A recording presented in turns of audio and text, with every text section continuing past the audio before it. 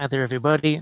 I'm just continuing a previous work session where I'm just showing you how I go about painting a large amount of figures. You can see here's a whole bunch of these guys with these skull bases right here. It's a Blood Bowl team. Oh, I can't remember the name of the company that made it. They're all metal. It's a Dark Elf team, and this is my color test figure. So you can see he's got some kind of purple gray flesh tones here. And the requested color scheme was this yellow and black.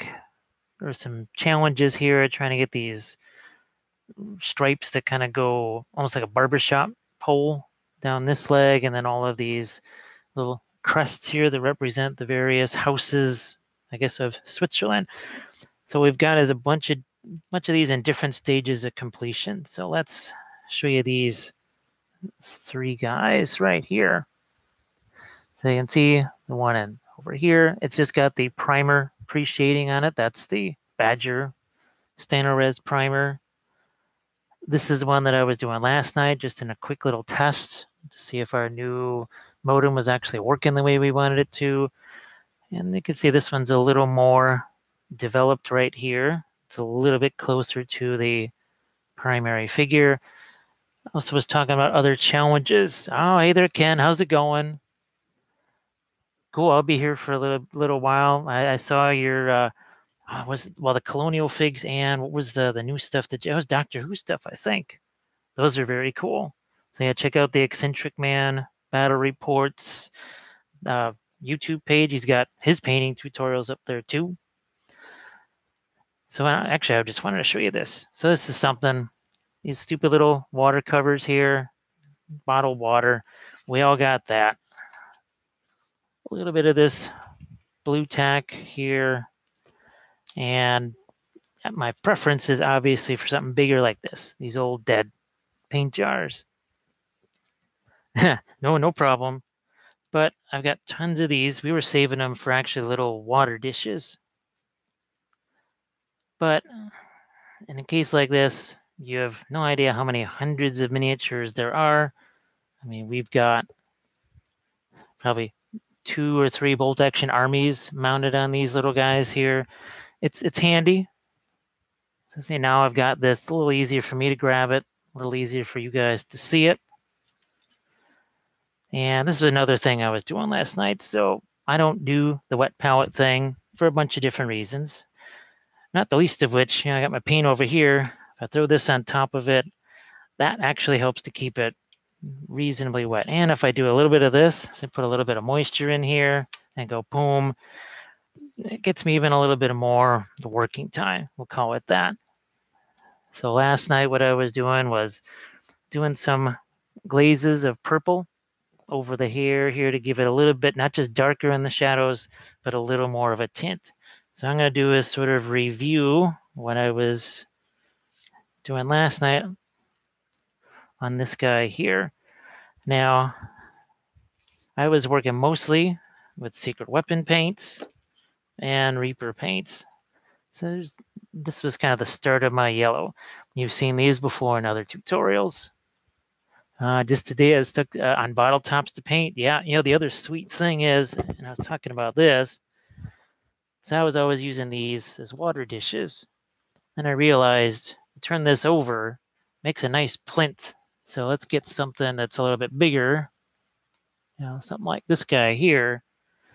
You paint this up like it's like marble or stone or something like that. That's a very fancy plinth for this guy. And it's free. It's kind of hard to top free. And again, I used it for all my water and everything. So here we go. Let's just throw out a little bit of this. Don't need a whole bunch because we're just doing this one guy. But I thought I'd move from his yellow colors then into some of the lighter yellows and show how I use the Reaper clears with that. So let me make sure you can see this sucker here. That's good enough. So this is, can't really tell if it's armor or shirt, but I'm going to paint it like the other ones. And I think you can see right away that this yellow-ish color, it's not covering everything. That's kind of part of the plan. You'll see a whole bunch of, especially in that previous episode that I did, there was a lot of semi-transparent color painting.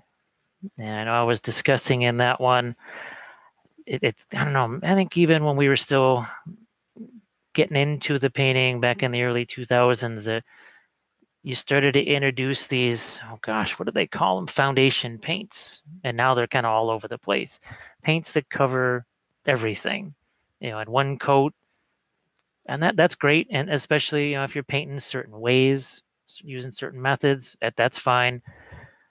For me, as a watercolorist by trade and training, I don't mind the fact that there's going to be some transparency to these, because by virtue of this not covering completely, it's almost like a little bit shade darker. So I'm not going to screw around these boots, different color. There's not a whole lot of trim here. What I may just do is slap this right here.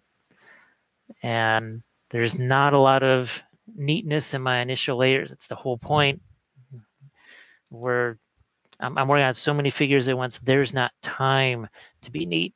I'm also going to throw this guy in here, because I'm just going to look for more areas that have gold surfaces. So as I paint the yellow on those dark elf Blood Bowl figures, hey there, Gilbert, how's it going?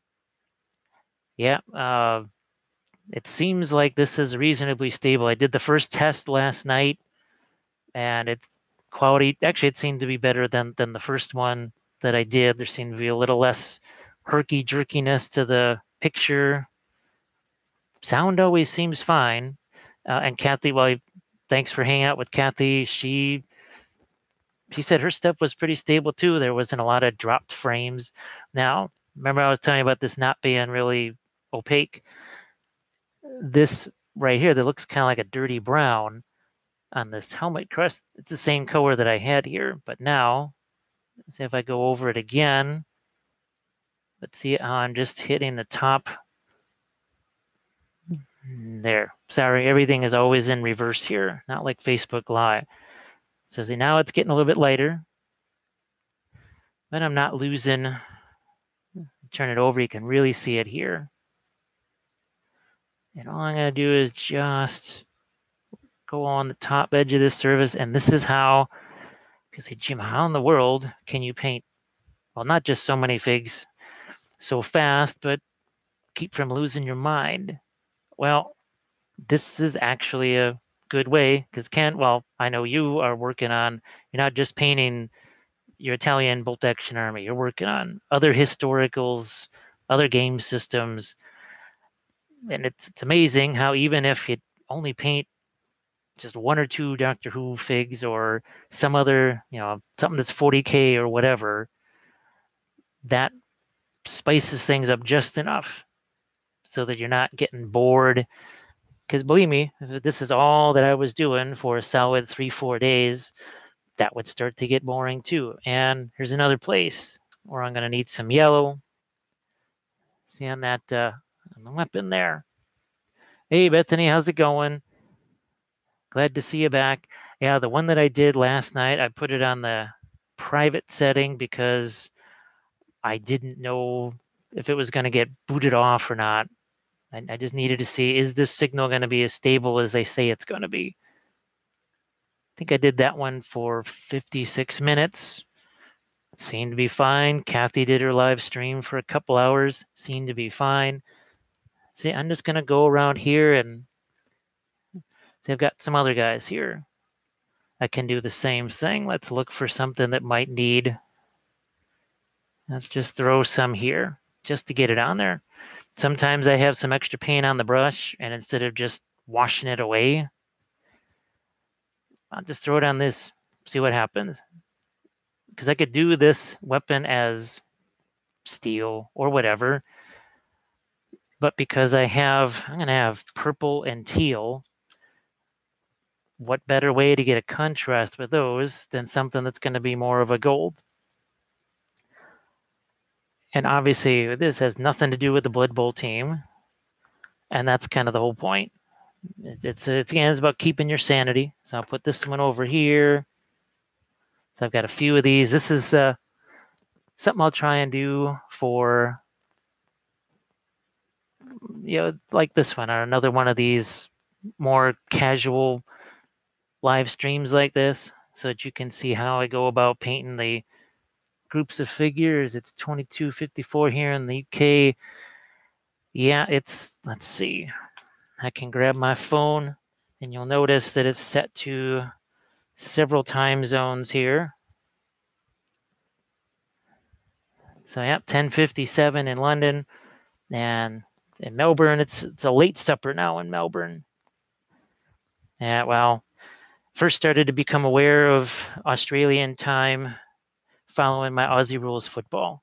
So if I wanted to listen to the Western Bulldogs, I had to know, okay, 7:30 p.m. Etihad Stadium. What does that translate to Chicago time? So I'm just using up what's left of this, just because it's there. Nothing fancy, nothing heroic. I'll just put these guys back off to the side. Now what I'm going to do, well, we have to lighten this up, right? So how did Jim get to this yellow right here? And it was pretty simple. I just tossed in this. It says clear yellow. Again, clear has nothing to do with what it really is. You can see that's reasonably opaque, especially if I put a white in with it. It would be even more opaque. But mixing it with the secret weapon paints, see here, that's starting to do, it's starting to brighten up that yellow. I'm going to throw my little wet palette cap over the top of that. See here already, can start to make this a little lighter. And all I'm trying to do is figure out where's my lights and darks supposed to go. This is not any kind of final shading yet. Just explore. All right, because each one of these poses is different. That's the other thing I was talking about in the episode last night, was how if you're doing, say, a unit of 10 guys, there are times where, say, 3 of the poses will be identical. So you can have a 3x3 and then 1 command type figure. So overall, you might have 4 completely different poses. That's plastic miniatures that have the different posable heads and such. Well, now that's different. This one seems to be all unique poses. But then I think this company mostly just does Blood Bowl teams. And when I post these to the blog, then I'll post a link to the company that makes these. Actually, wait a minute. Let me see if I can find it here. 1 second. Nope, that's not it. It is, that's the Iron Golems, I guess, is the name of the company. So there you go. Now let me see if I can find my YouTube thing here again. So apparently Iron Golems is the name of the company that makes this Blood Bowl team. And yeah, you can see that by the finished one, see that the redness, the orangeness of the yellow shows up. Yeah, it's when I think that there's an entire Italian army that we talked about on the last one that's, well, some of it's actually already partially painted too. Got the M1340 mostly painted. I've got a Semavante, I think that's a Semavante 105 that's basically painted. Then I've got a Winter Russian army that's partially painted, and all the rest of it's based and ready to go. Got a few of the vehicles done. You can see how I've changed the orientation of the brush, and as usual, using my big old brushes. So see how that shoulder pad got a little bit lighter there on the top. It's the advantage of the clear paints, because what it does, see, it's not really leaving any kind of a stair step line behind. There's my focus. Because I've seen that a lot of times where people, you can see here's my one layer of paint, my next layer of paint, and my next layer of paint, and there's a distinct line between each one. When I paint like this and it's got a little more transparency to it, even though it's not wet into wet, the layers have a tendency to visually blend together. And I don't really dwell too long on any one figure. So we've got, I think this is, I think it's called Elf King. I think this is actually the Elf King right here. And again, none of this is supposed to be any kind of a finished. I'm just feeling my way around. I have no idea which parts of this should be highlighted more, shaded more. Do I try and do a patina on this? See, I just noticed this is sort of one of those torque type things. I think he's wearing a torque here, it looks like. I have to figure out, I was going to do, I think, blue and gold on this. It's a favorite of mine that I haven't gotten to do in forever. And here, all I'm doing is just figuring out, yeah, if all the cloak and stuff is going to be blue, I do want this contrast. There's also going to be snow on the base. I'm going to be doing some freehand on the cloak, but that's all for later. So I know I talked about a Blood Bowl team, and lo and behold, there's no Blood Bowl figures out there. Oh, hey there, how's it going? I would have been doing more of these over the last 4 days, but as Gilbert knows, we've been on a real internet odyssey. Let's just say that Saturday and Sunday, the internet would work and then not work almost that fast. It's working fine, and boom, it's gone. Then it works fine, then it's not. Apparently, we didn't find this out till Monday afternoon or Tuesday. Yeah, it was Tuesday, that the line itself going not even by the house, it's all the way in the alley, that had a crack in it, which was allowing water to get into the line. And every time it rained, which around here is pretty much every day for the last year and a half, guess what? It would wreak havoc with the connection, short it out. So I guess if we were in Phoenix or something like that, well, we would have maybe not really noticed it at all, but this is the new rainforest. Brazil, India, and the monsoon, forget it. This is the new place to go for rain. Yeah, we just had tornadoes here. What was that, Gil? That was Wednesday, right, with the tornadoes? So that was extra fun because it was the day we got the internet fixed, and I'm thinking, well, that's great. So we got ourselves a new wire attaching my internet, and there'll be some nice strong winds to either put a new crack in that line, damage it, and we can do this all over again. Because in order to get that new modem, which the online tech ended up ruining anyway, let's just say the facility we had to go to get it, all of the people were behind bulletproof glass. And every single bulletproof glass window was shattered, like with the spider cracks and stuff. So that was a fun, relaxing trip to get the new modem. So I had to ramble on about that. There's not been much sleep for me at all over the last 4 days. I think really I've slept 1 day out of the last 4. So if some things don't make sense, now you know why. This test figure, yeah, there was something. It was the one that ended up getting bounced. I think I did it Saturday or something like that. There was this weird thing where the figures got all stretched. It was almost like the warp speed effect or whatever on Star Wars or Star Trek. Maybe that's just a YouTube thing, I guess. I don't know. I'm just using the simplest one. I didn't even go to create an event. I just went to camera and just said go live.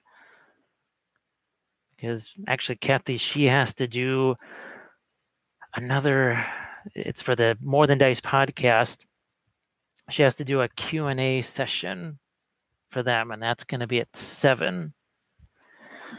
So I figure that gives me a few hours to play around here, right? Because it's 5:07, not 6:07. And this team, basically, maybe it won't be completely done tonight, but it has to be as close to done tonight as possible. And for sure, be shipped out Monday morning. So a good chunk of what you see on the table, the things I'm working on, usually are commission figures. Now, I don't know how many people who are watching this do those themselves, but you don't get to choose the color scheme. And a lot of time it's going to be a color scheme where you say, oof, well, okay. Because I think it's something that means something to them. You know, the colors mean something. I know I have armies or Blood Bowl teams where I did specific colors because I had something in mind. But they're not always strictly from, say, a composition, art sense, whatever. They're not always the most complementary to the figures. We'll just call it that. So let's see. So I bought some Reaper Flow Improver. Usually, boy, I haven't used the Flow Improver stuff in a while. I think I've actually got a jar of it sitting. Well, this is Liquitex. Got a jar sitting right here.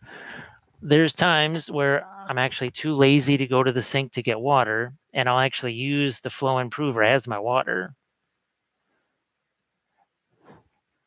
What the heck? Now I have, one of the reasons I have a bunch of these around. See a little thing like this here. So let's stick that there. And here, so I just threw some in there. And instead of water, we'll use that. Because it's the all request hour. It does, I don't want to say it acts differently than water. To me, but the only thing it doesn't really do is clean out your brush too well. Obviously, water's a little better for that. The one thing I've noticed is paint doesn't dry quite as fast. And when you're trying to do, like me, more of this semi-transparent stuff, well, it sort of helps that a little bit more than water. Yeah, I don't, no, okay, we spilled that. So we're just going to use it right there. Was it in this room? Where was it? I actually used, I think it was at a convention or something. All I used was the top of a milk container. That was my palette because I had nothing else. Yeah, it was, I think it was maybe at ReaperCon or something. That's all I had with me. So here I'm going to do is flatten out this red. That's why I love these. So let's do this. Remember, it was at a point, but now it's more like a filbert. Got a wider, more open area here. Look at this. I can just brush that over and kind of scumbling this around.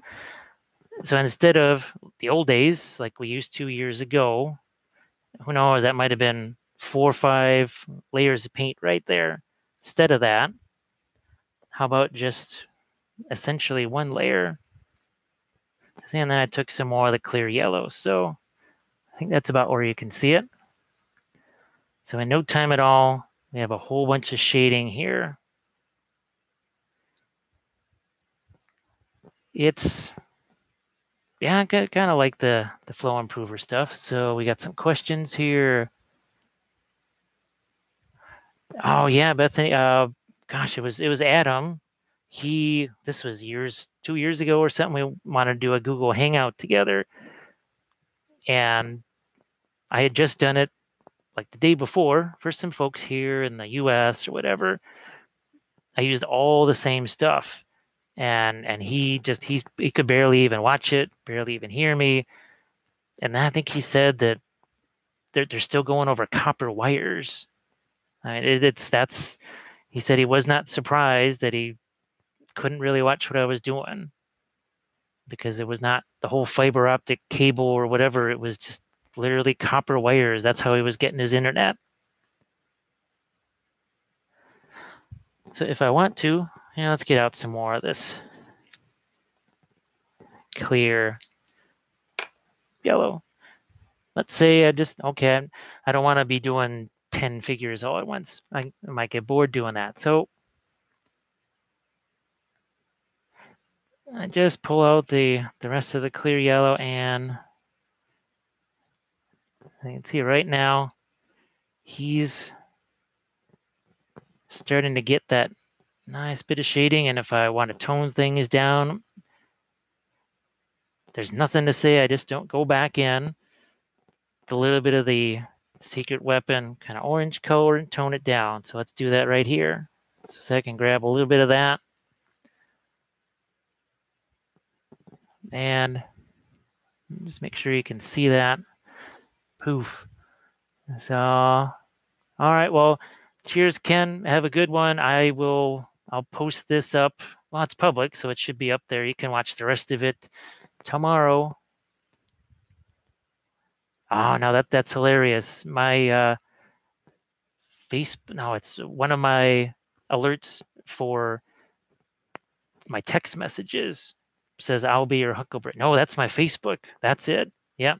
Whenever somebody sends me a Facebook message, Facebook says I'll be your Huckleberry. I think it all started at conventions where everybody had the same sounds that I did. So we tried to find unique things. That was certainly unique. So let's grab something here that doesn't have quite, so you can see this one here doesn't have quite as much shading as this guy. Let's grab him and do some of that on him. So yeah, if you're wondering why I don't use the flow improver more often, the only reason is because most of the time it's out of sight, out of mind. If you hadn't even mentioned it, I wouldn't even remembered I had it sitting here. It's one more thing I'd have to haul somewhere. So I just get used to, okay, can I find a drinking fountain somewhere? Just head off to the bathroom and grab some water, whatever to use. So here we go. We got that. Some of that clear yellow again. This is the other thing I was trying to emphasize is instead of years ago where I would have tried to paint around all these crazy little spikes here, not going to do that anymore. Not going to do that. I'm just going to paint right over them. And then when I'm ready, then paint the spikes. And that's what I did on the color test figure. So the color test figures are, yeah, okay, it's about colors, but it's also figuring out what's the best approach. Because I mentioned, oh my God, I don't know how many times last night, if I can save, let's say I save 5 minutes on this guy, and on average, well, let's say I can go crazy and save 10 minutes on each figure by doing just sensible little shortcuts.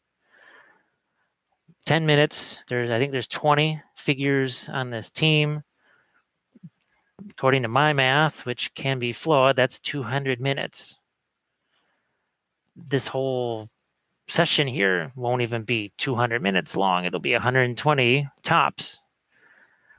So you're talking over 3 hours saved. You can do a lot in 3 hours. I mean, you'll see what I get done here in 2. So tack another hour plus onto that. That's potentially what I get back just with some time savings. So now normally I wouldn't be doing this. I would be doing my skin tones here, but I don't have 4 hours here. So I just wanted to show you on some of these how I go about working on several figures. And I keep forgetting this is stuff I talked about in the session last night, not today.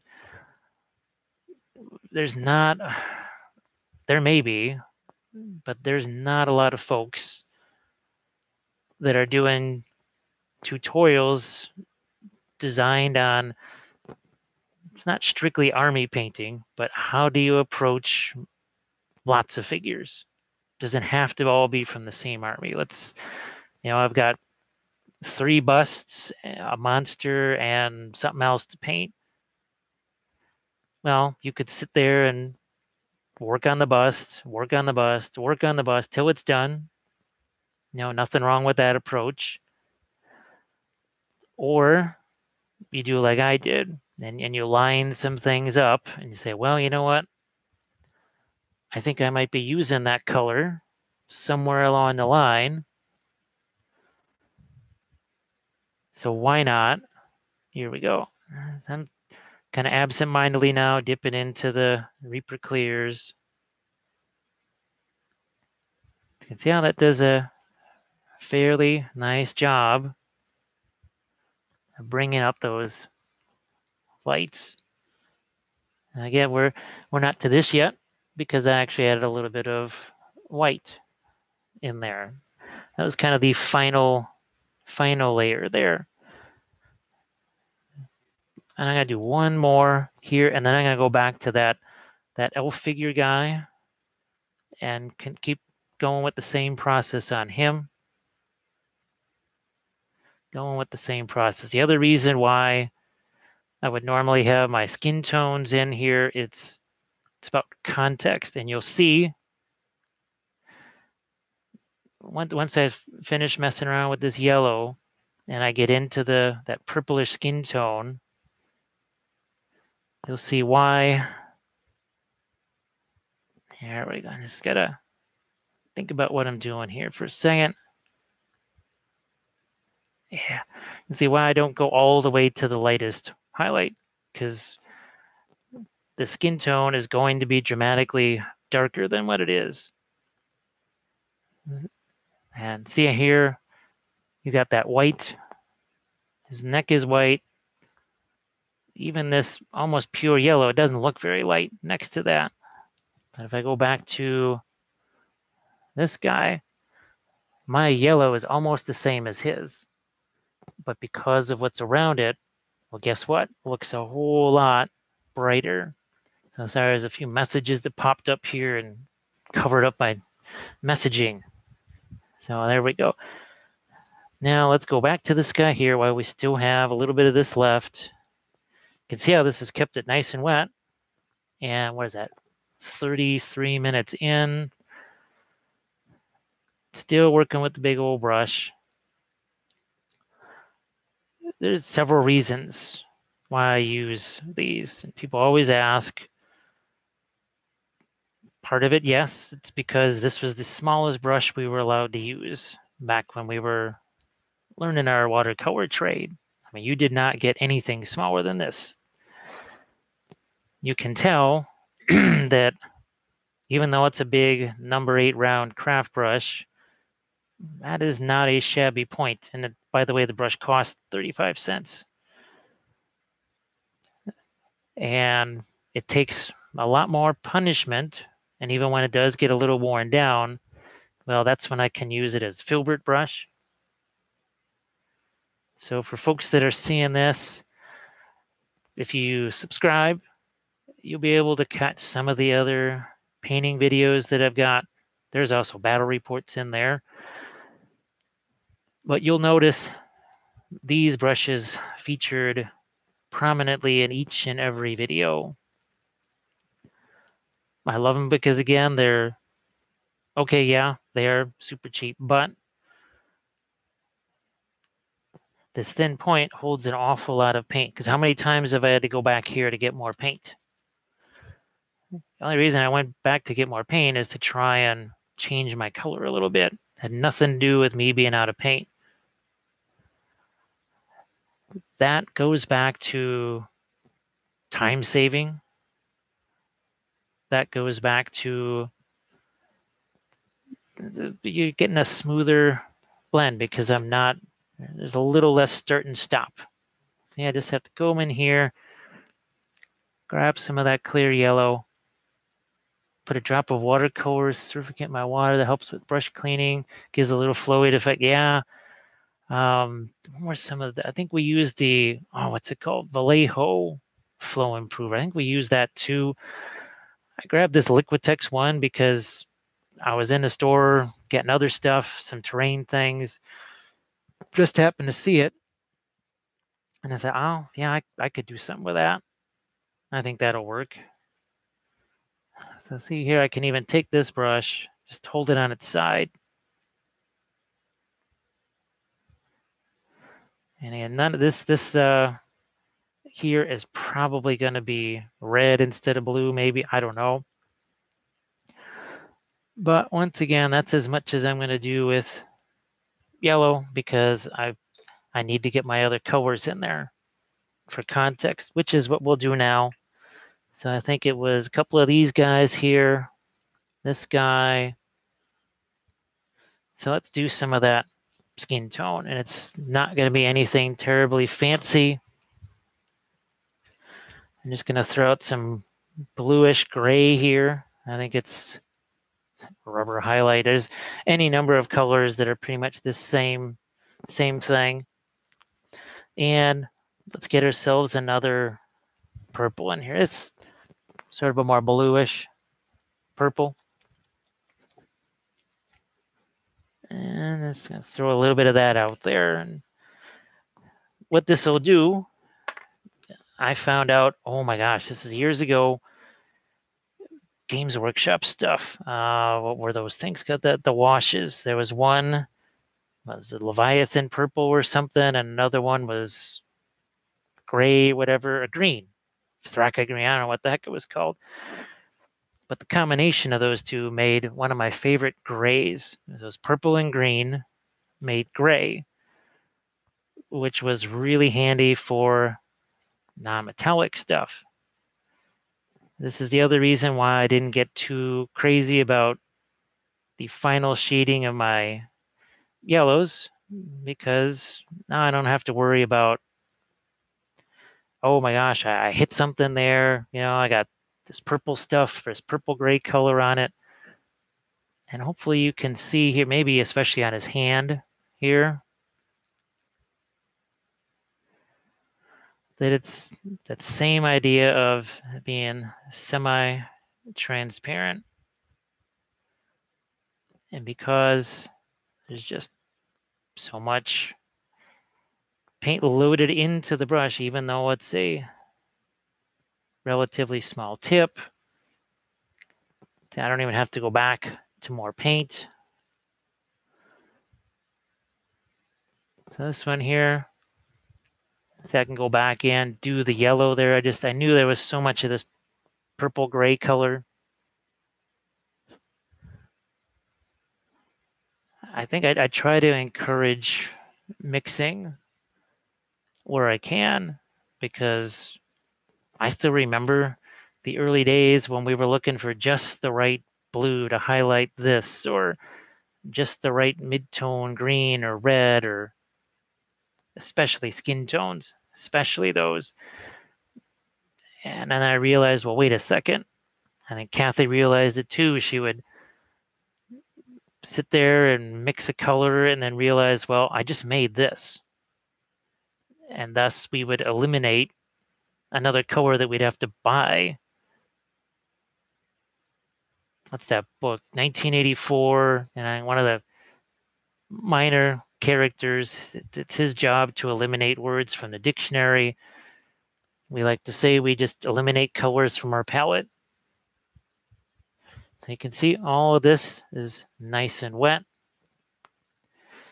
And I'm just going to put this on a few more guys, and you can see even there, haven't even really put the dark of the skin tone on there, and it's already, it changes again that context, which is why I always try and make sure that I cover the primer as soon as possible. Just cover it up, even if it is just what you would call a base color or a flat color. It's better to have that covered up than get confused later on. In some of our painting classes way back in the day at Adepticon, I can remember somebody, they're in the class, and I could just tell they were getting confused, or they had just this puzzled look on their face. And it was a non-metallic metal class, and the guy said, "Well, I'm using white. I'm using white here, and it's not letting me highlight anything. I have no highlights." I just grabbed the miniature real quick, and I think I took one. I don't even know if it was a dark. It was just a middle tone, something not much darker than actually what I've got right here. And I just did one brush stroke on, there was a sword blade or whatever, and all of a sudden he immediately saw there was contrast. Then he realized, that's what I should be doing. So now as these things, you can see right away on him how the chest plate looks dramatically lighter just by virtue of what's around it. So let's throw a little more of this out here, because I'm also going to backtrack a little bit and do this. Let's get a little more. So there's my purplish gray skin tone, which again, I could search and search and search and try and find just the right color or try and buy it. Or I can just say, wait a minute, I need a flesh tone that's purple gray. What if I took purple and gray and just mixed them together, made my own? Because by the time you shade it, highlight, and everything else, it's not going to be that original base coat color anyways.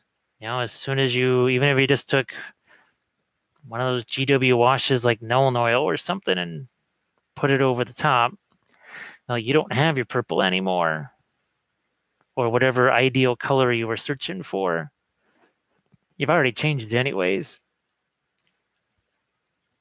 So you could save yourself a few pennies, quid, whatever you want to call those, drachmas. So there we go. Now let's say, I've got some paint here because it's relatively transparent. I could wipe some of that away and just get rid of that. And it's the same technique. You can see, look here. So here is our color test figure here. This guy. Boom. And then you can see here, again, it's every part of the primer is covered. Obviously, some parts have, the flesh tone has more development. This guy on the right, you can see the gun's a little different color. You can see there's some camel patterns on the pants, but the basic elements are all there.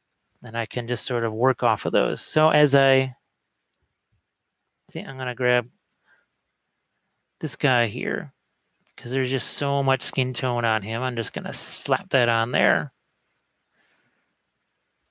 Most people are generally horrified when they see me do this part of the process, which is why I never did these type of videos before, because people, they're so used to, I get on YouTube or whatever, and they'll see the camera super focused in, and basically the person is daintily touching a few little dabs of paint here and there on a miniature, and then Jim comes along and just annihilates it and just splatters paint everywhere.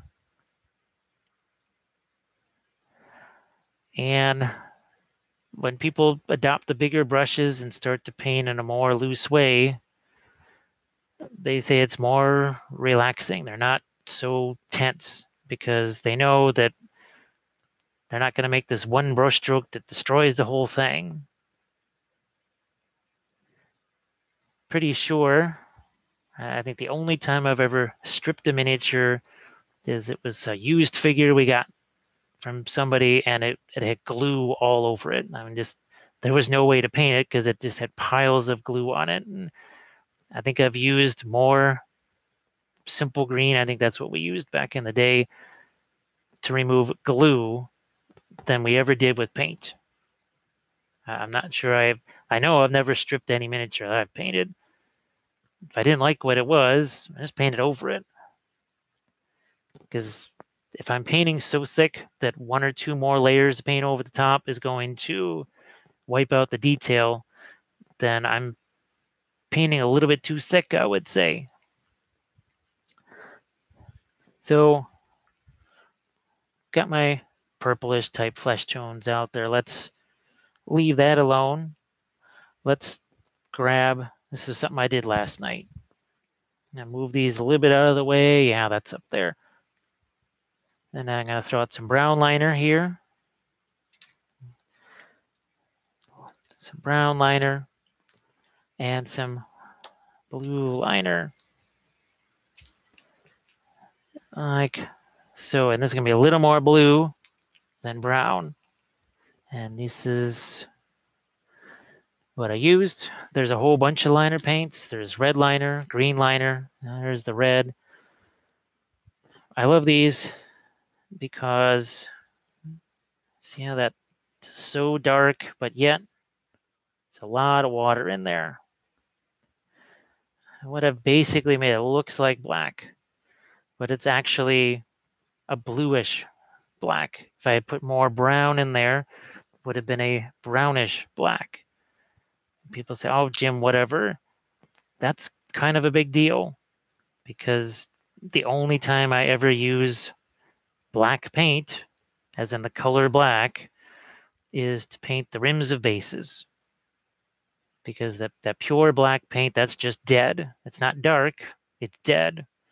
There's absolutely no color to it. There's no life to it.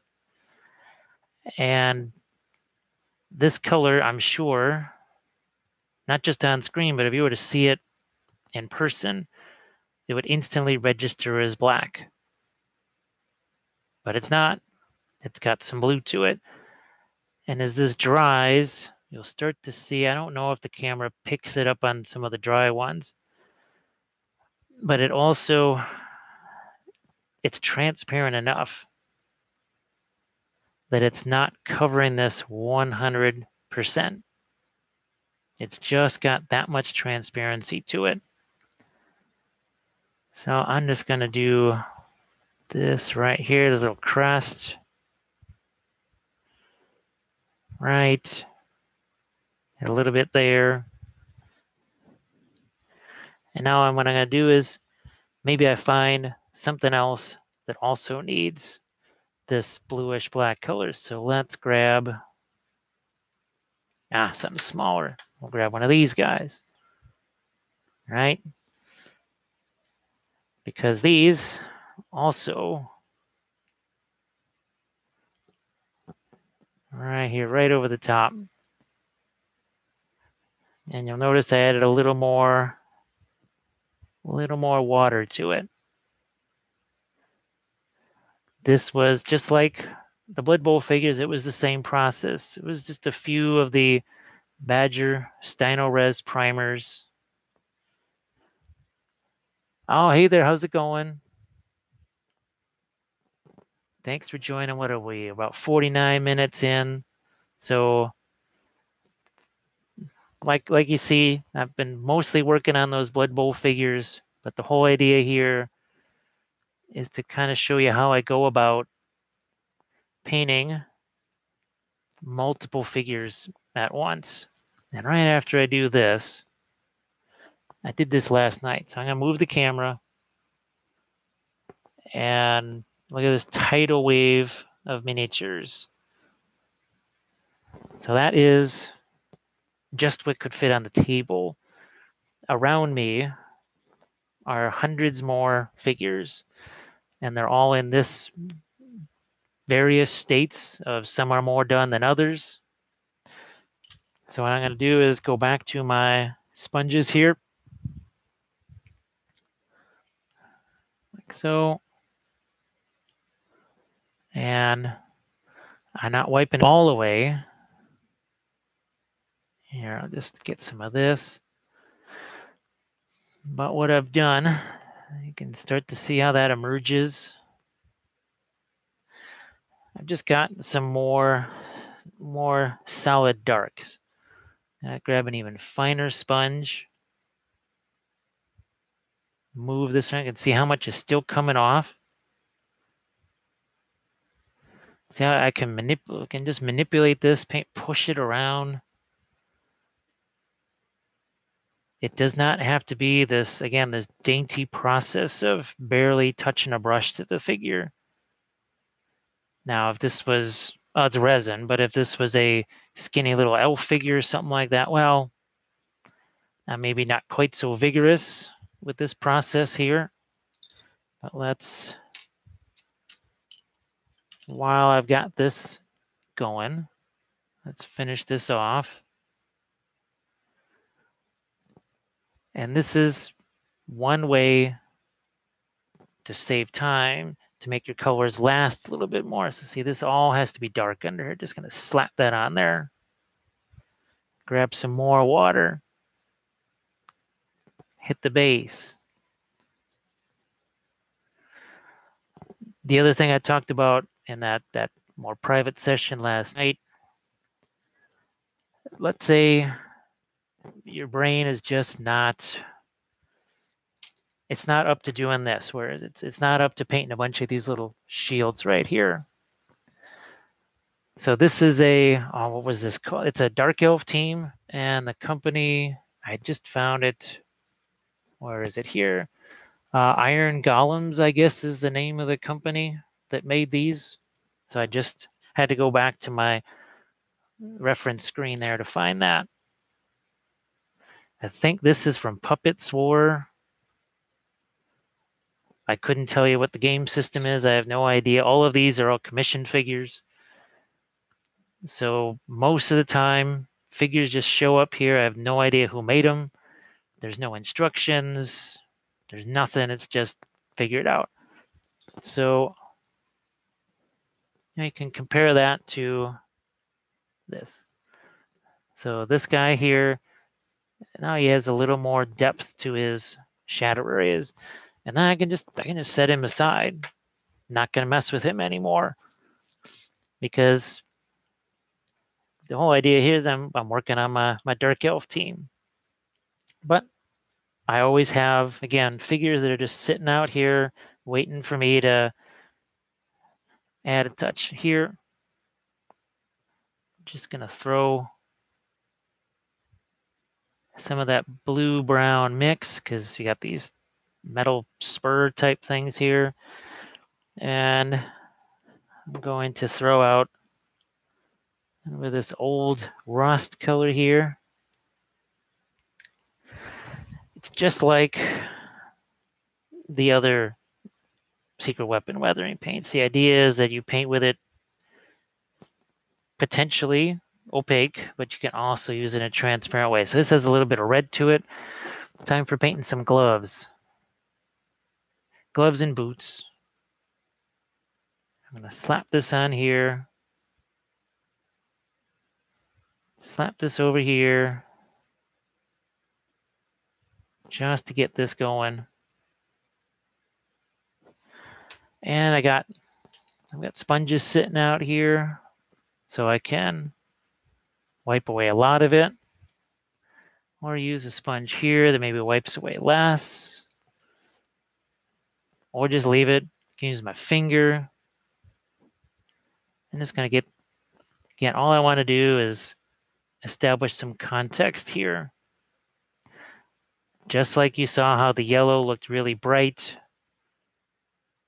or not so bright next to the whitish primer. See here, I can do the same thing, just take a little bit of that away. And there's a few of these other guys that have gloves. Ah, here's one. A couple of these guys have gloves, so let's grab a little more of that red.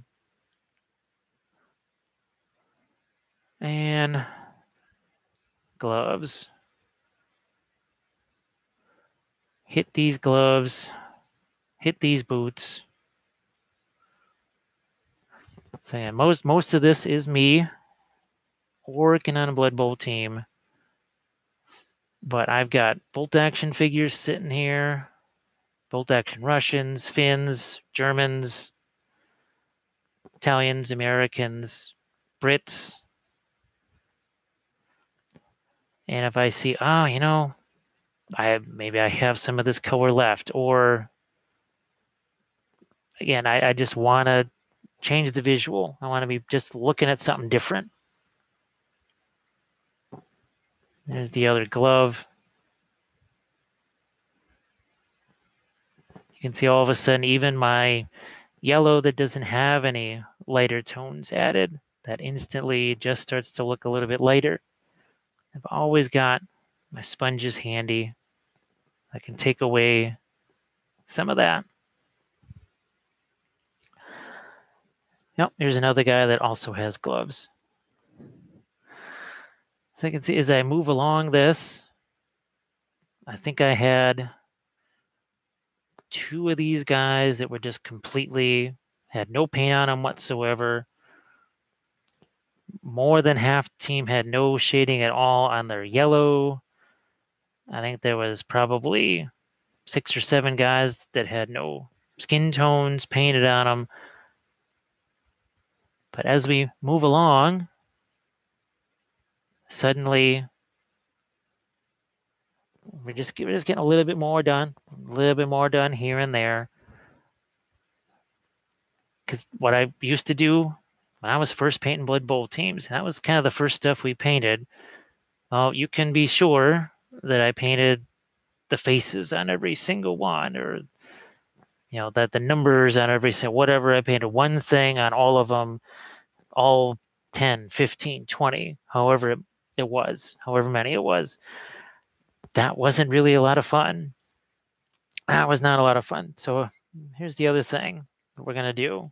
So I have a little bit of that kind of rusty red color. I don't really need much more of it. But guess what? I got this guy sitting out here.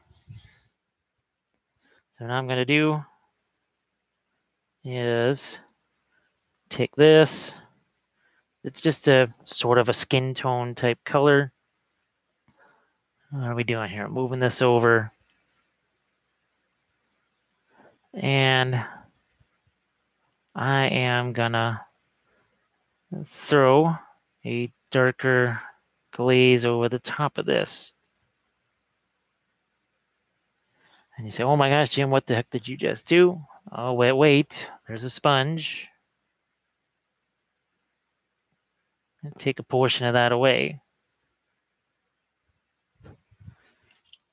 I go back into my darker mix there.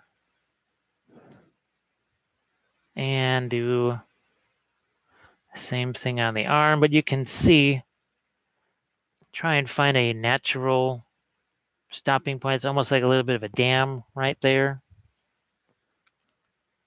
Take my sponge, wipe away some of it, leave the rest. Gonna do the same here.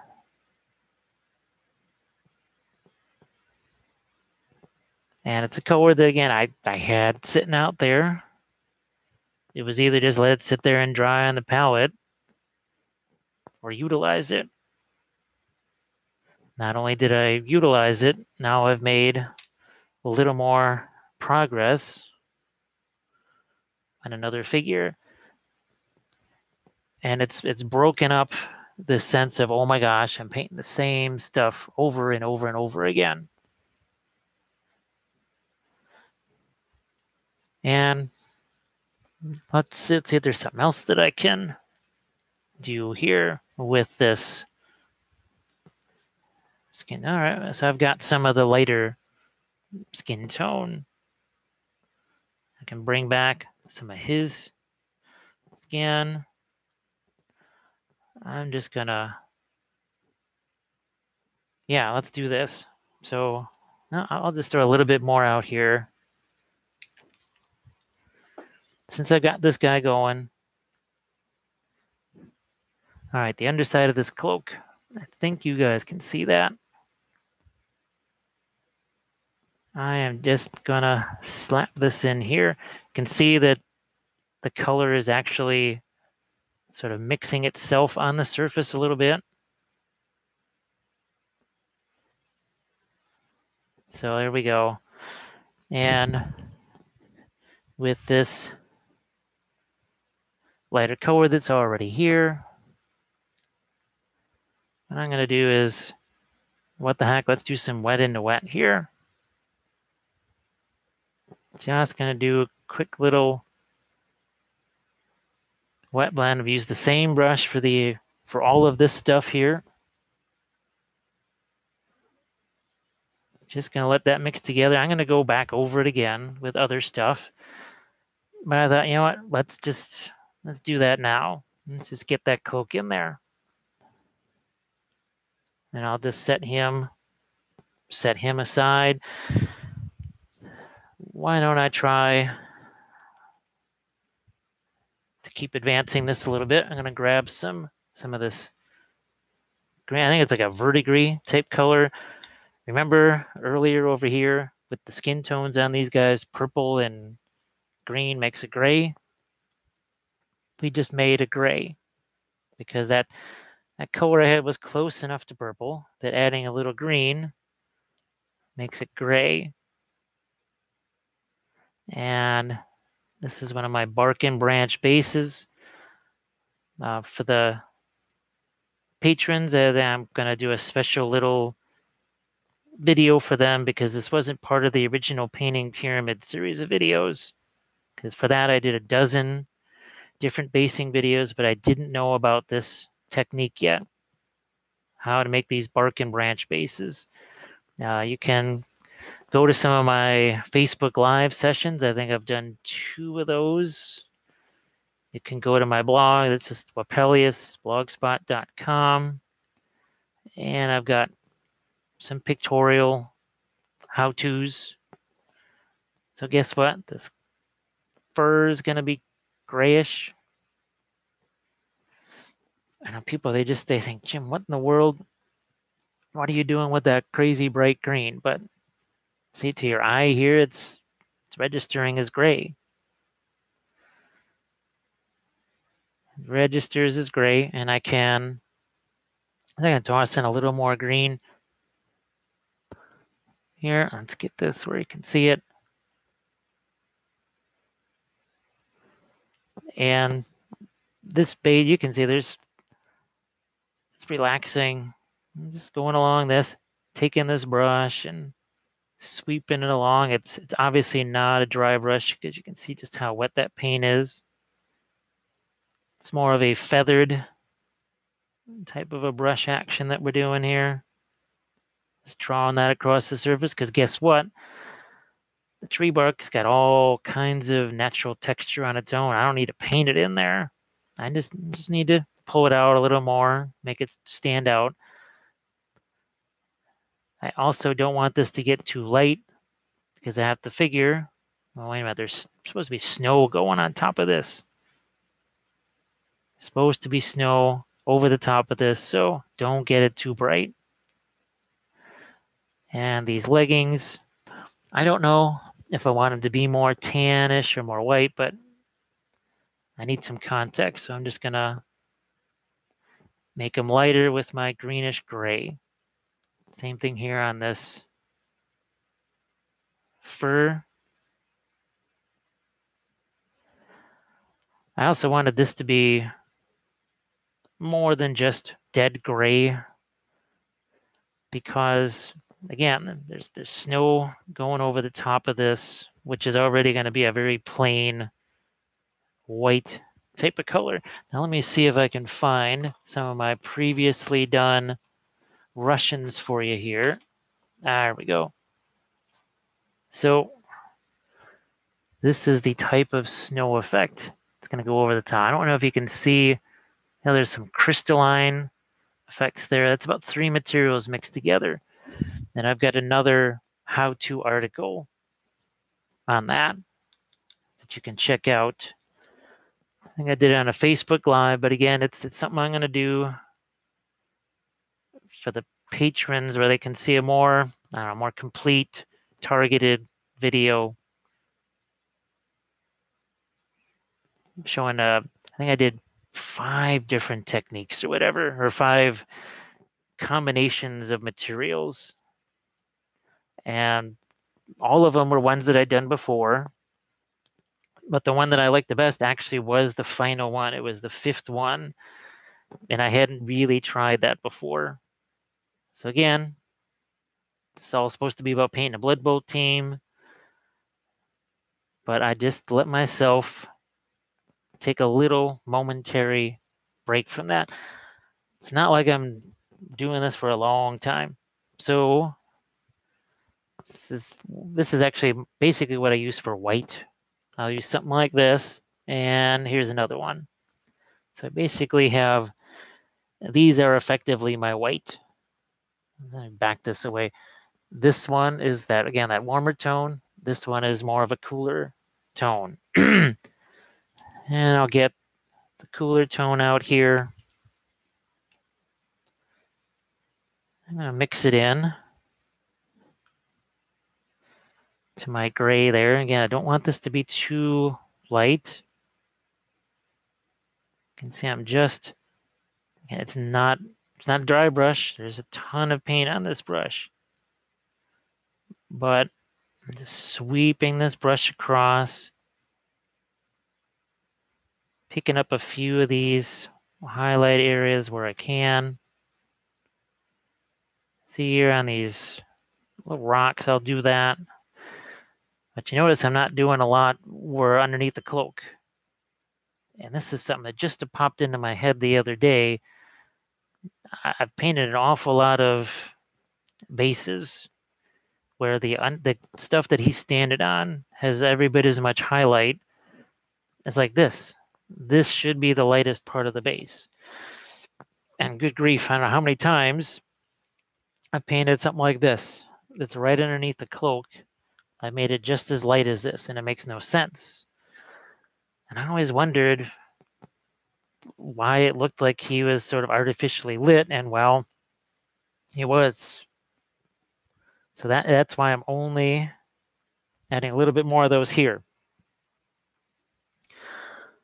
The sword blade. I'm not quite sure just how I want to approach this yet. So I'm just going to feel my way through it. Because it's not a flat thing. There's a surface here and then another surface on the other side. So if I don't like something, I'm just going to wipe that away. In here, I have to start thinking about reflected light already. Not quite sure what I'm going to do there. Over here. I have to start thinking about, see, even just doing this. See, in no time at all, we've got just a series of lights and darks. And you know what I'm going to do? I'm going to put a little bit of reflected light on some of these golds already, just to get me thinking about it. Because if this is going to be, there's going to be snow here. All this is not going to be any kind of final color. This is me just making some notations to myself. You know, what's that thing they always tell me in the shows? Like if you could write a note to yourself in the future or whatever. This is me just jotting down a note to future self. Think about, see, like that. I have to think about some kind of cooler lighting that's underneath here. So we'll set him aside. And let's get back into our Blood Bowl team here. And now that some of this is more dry, this is not even the same set of grayish purple. It's a whole different one, but guess what? It's close enough. I can even make it a little more. There we go. Thin it down. So I'm back to my team here. And back to the last few sets of skin tone. Like so. This guy just has a lot more of it because he's probably either a runner, thrower. I think they have runners. Yeah, Dark Elves do have throwers. I try to forget that because way back in the day, I believe I had it. Oh, this was like an ally. It was a Dark Elf thrower ally. And I had to give him, he had a 5 agility, and I still had to give him sure hands because he failed to pick up the ball most times. In fact, and Kathy can attest to this because she was watching in the championship game with that reroll, he failed to pick up the ball 3 turns in a row. Yes, with 5 agility and sure hands. And people wonder why I don't play Blood Bowl anymore.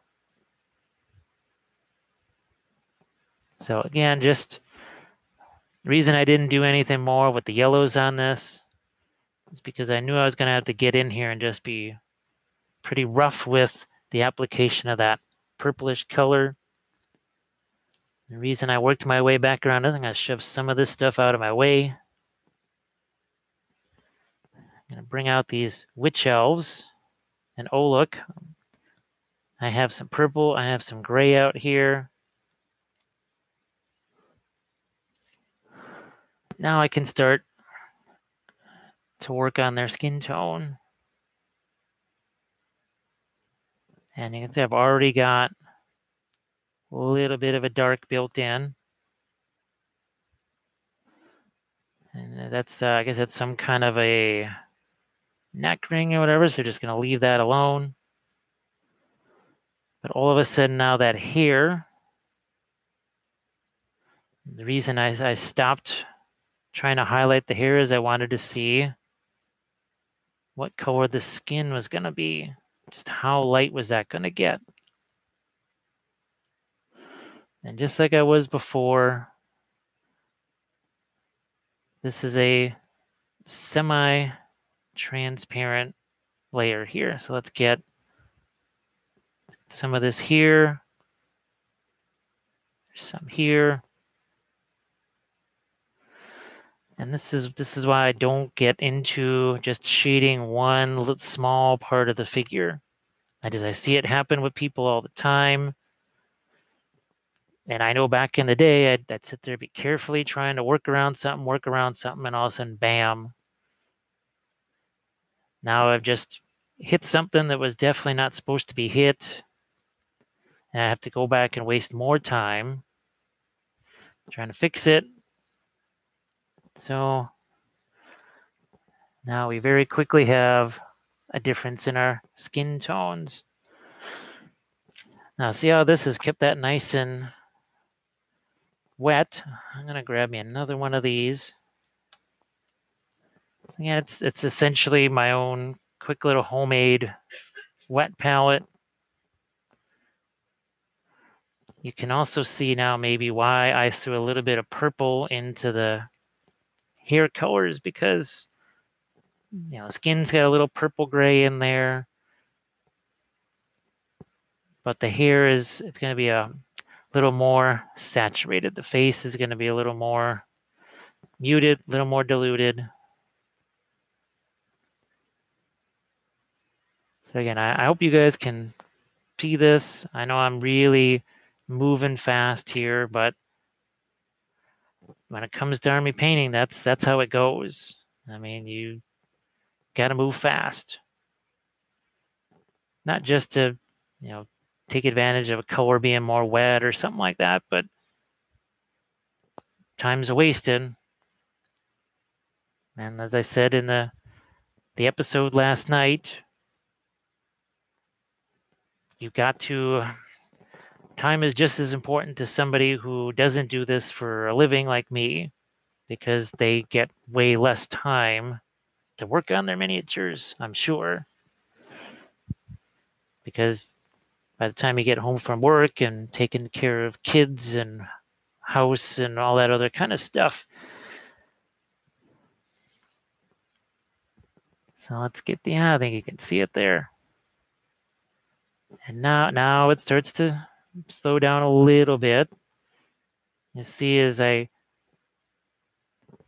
start to do a little more rendering of this, a little more. So each color gets a little bit brighter. So I'm going to take some of that away.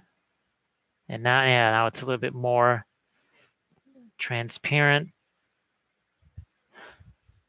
And like I said earlier, with the yellow, by working with layers that are semi-transparent, I can even take my finger and take away some of that paint. You get less of the stair-step effect. So see, I got this here. Could even take my sponge, go after some of that edge. Because I see a lot of times from a distance, it looks okay. And then you get closer and then you start to see these stripes. Now it looks almost like tiger stripes where one color is lighter than the next. Now some parts of these I may not even bother with because I'm not sure I can get them on camera for you. So that's why, while I love doing these are really cool. I'm still for some of the more intricate YouTube videos, especially for the patrons there. I'm gonna, like at this point, I would probably stop, change the camera angle, maybe change the lights around, make sure that it was on screen, and just kind of do a few parts, stop the camera, and move on to the next piece. More like when I do the battle report. So it looks like we have some questions here. As occurs when it comes to painting an army. Yep. Yeah. Mr. Huckleberry. That's very cool. I will try and catch you on the next one. Well, if you subscribe, I'm sure you subscribe, you'll get a notification the next time that I'm doing one of these, which is hopefully really soon, just in the next few days, really. I don't remember what the heck day it is. Maybe I'll try and do one tomorrow.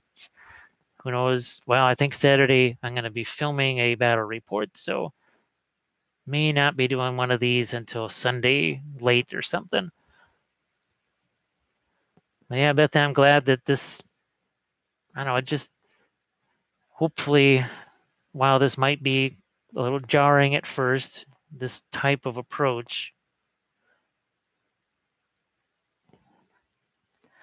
it starts to be a little more relaxed. So enough with this. I can sense that paint's not going to last a lot longer. So I'm going to go back to this lighter seafoam green. Get it in here. And now I can, so I'm going to thin down even a little bit more. Get this where you can see it. All right.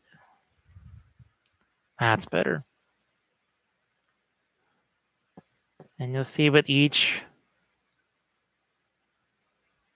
layer, I start to bring out a little more of the face.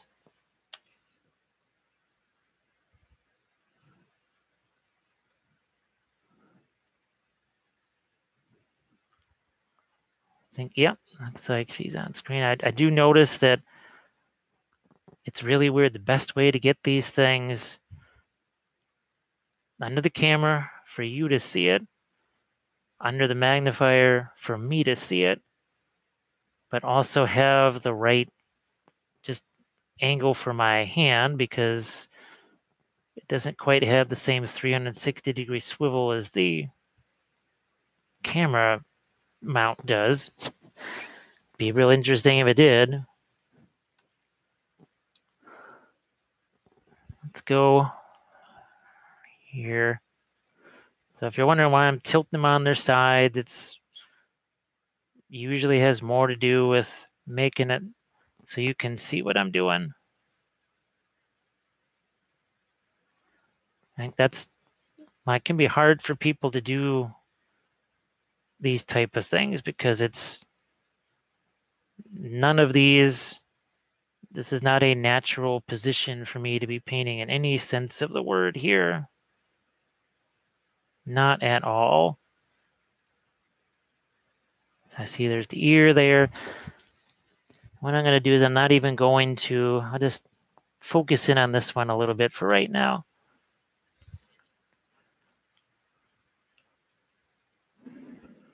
And I'll just continue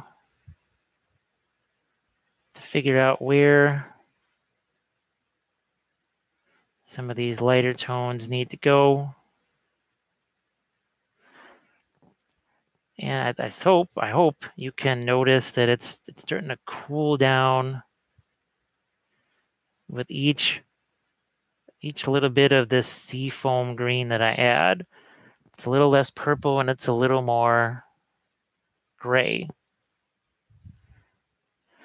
What I will do is I'll be going back to actually add in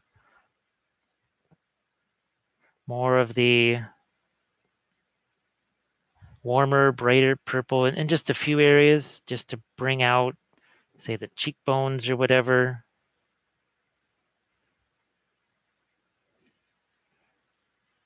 And I'll show you that in a second. I'm trying to get through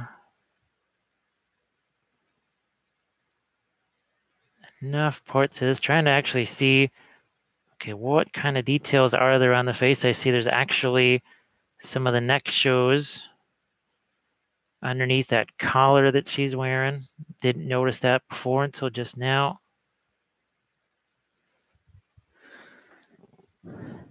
And I'm not going to use the seafoam for the eyes. I'm going to throw some of this out. And then I'm going to also use that in conjunction with some new purple that I'm going to throw out there.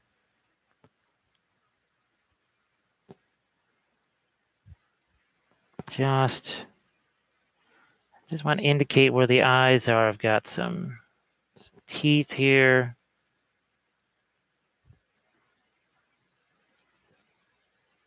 I think this is the other thing too. People, they have a real super dainty approach to the faces because, you know, they don't want to lose detail, whatever. Well, I mean, that's fine. There's nothing wrong with that. But, well, it's not going to be easy painting a whole army, whole bunch of guys that way. So this is some of that clear purple. I'm going to move my light in, take away some of this. You can see how, you can see one eye versus the other. All it took was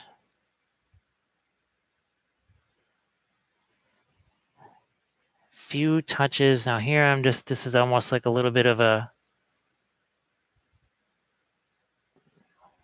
see, it's almost like a little bit of a wash there.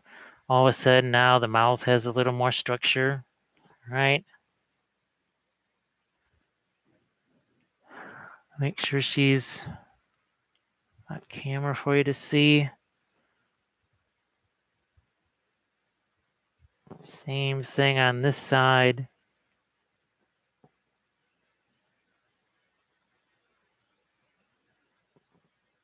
Same thing there, and then I'm gonna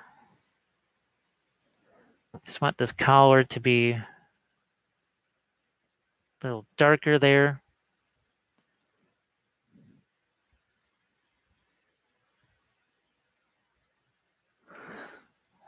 So we're starting to get a little more expression on the face, and I'm also going to take the opportunity to do some of this purple here. Why did I go with the clear purple? Well, it goes with the flesh tones and everything else. But remember, that's what I used in the hair. It was the same clear purple that I used on the hair to darken that down, to shade it a little bit. Now, I mentioned, here, let's get a little bit on the, sorry if you can't see this, but I just needed to get some there. Let's find ourselves something to make this purple a little more maybe intense. So I got like this sort of hot pink color here. So I'll do a couple of different things. It's going to lighten up that purple color, but it is also, it's going to give it a little more, let me get a little warmer here. And let's see what we got. Can you see that? So what this does is it gives it a little bit of shading, but now there's a little different color there. Going to do the same thing here on these cheekbones. So can you, hopefully you can see that. It's essentially almost like, I guess if you were going to do almost like rouge on a human style skin. So see here, that's all just kind of gray over there. Oh, it's got extra little touch of purple to it.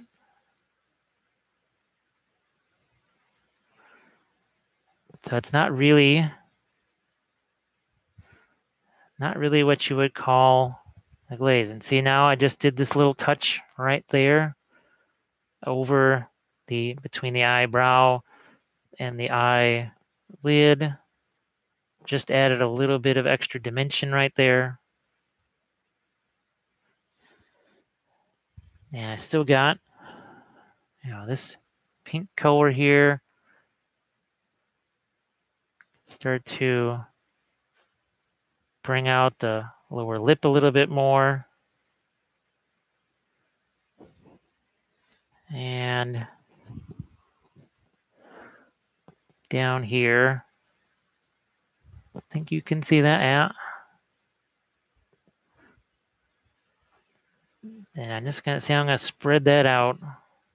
So it's almost, you can't quite, really notice it's there. Now I still have, I still got some of this left.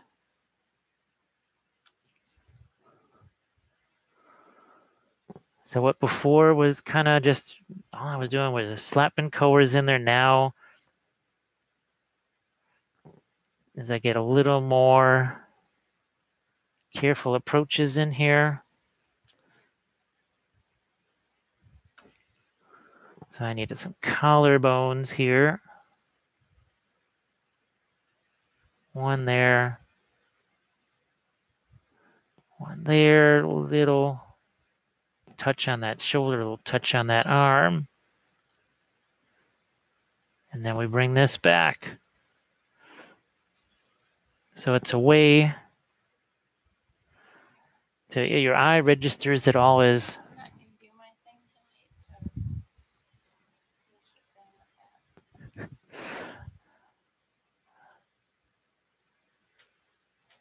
so I'm just going to,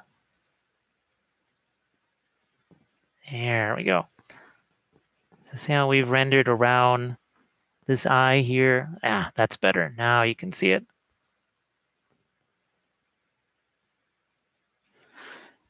And I got these colors that they're just out here.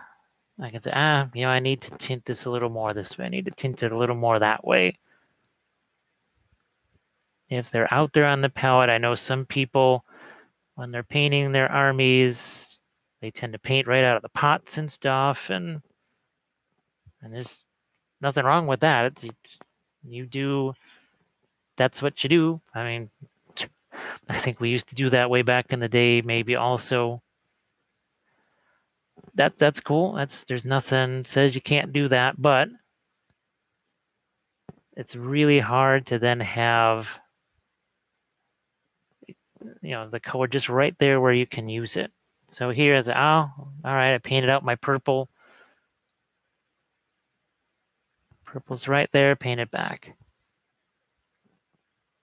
I'm still trying to figure out exactly how I want to approach this little gem that's on her little head crest thing here. I realize I want to get a little more. Where is my blue liner? I'm going to go back to my blue liner here. Put some of that out.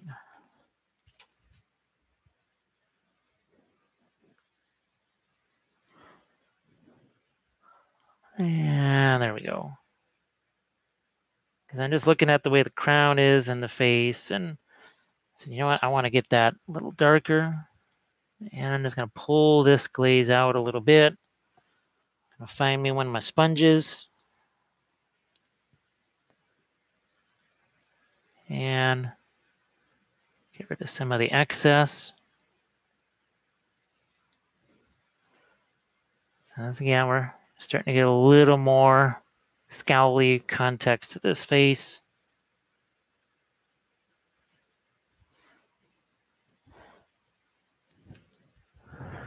And I worked my way towards this. You notice this wasn't the first thing that I did. I think I painted for about an hour and 15 minutes or so before I even got to this. And geez, I was painting till what, 5 something in the morning. So it's not like I haven't painted in a while, but just to kind of get my brain wrapped around what it is I wanted to do. So let's see. Okay, we still got some of our original yellow left. Oh, look at this. Purple, and well, basically purple and orange makes a brown, a dark brown. And now shadow color here. But the nice thing about the shadow color is that it's really in context with everything else that's around it. And do the same thing here. So it's yet another thing I discussed in my little session from last night is this idea of trying to get color unity. So here's that purple again. I'm going to try and get some definition on the hand. Just going to throw that on there, wipe away some of the excess. On the inside, just grab some water there.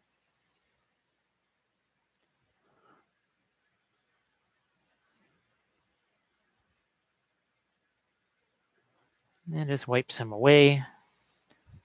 I've got blue liner still sitting over here. Can even start to think, okay, do I want to, those dark fingernail type things here?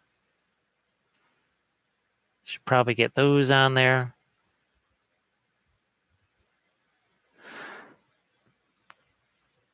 And let's grab our other. So very quickly. So this one, we just did some basic things on the face here. And then we just started to develop it a little bit more on this one. And you see me kind of bounce around to other figures. Let's go back to this one. Still have some of my lighter colors out here. Let's get this where you can see it. And I'm not trying to paint an exact, here's an eyeball, boom. I'm just trying to indicate where it might be. So sorry, there's a fist in the way there. And it's the way things are going to go with this. Sometimes I'm going to turn this into a direction where you just can't see it.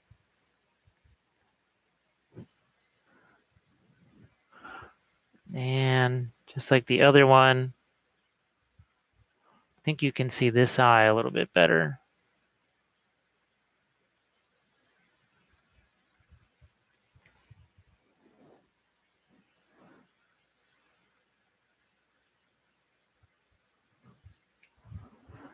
And purple to get it dark in there. It's your eye is not going to register that as purple. It's going to register it as some kind of dark color, like brown, whatever.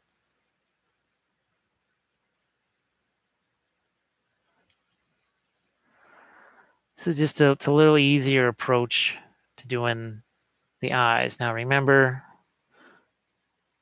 we had our more intense kind of mid-tone purple that we did for the side of the face.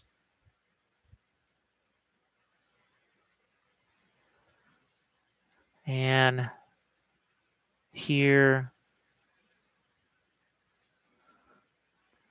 up near the collarbones on this side of the face that you probably can't see.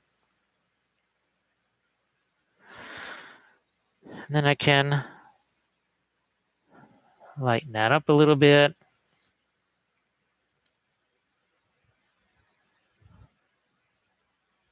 So again, for folks that have either made it this far or if you're starting to catch it for the first time, this is something I just started to do earlier this week. Well, I don't know, maybe 3 days ago. I normally do Facebook Live sessions,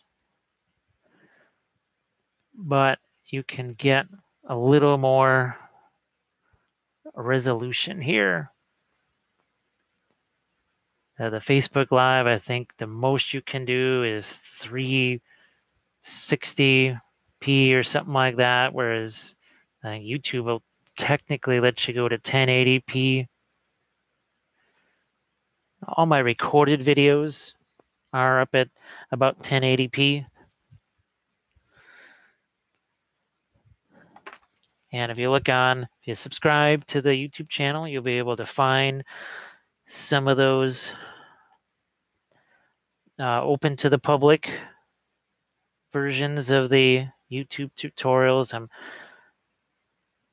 The patrons, they have obviously access to a bit more of those, the painting pyramid tutorials and some of these new ones that I'm doing. So I'm just starting to go back in here, bring out some more lights in the cheekbone. Hopefully you can see how I like to work back and forth. Sometimes it's lighter and then I tone something down. I think when it comes to the army style of painting or painting units, I think people, they really get into this. It's all base coat, then it's all this, then it's all that, and step 4 is done. It's kind of like, the underpants gnomes. You just steal underwear, make big profits. Well, you can do a little bit more than just that. So now just starting to get a little more highly resolved indications of the fingers.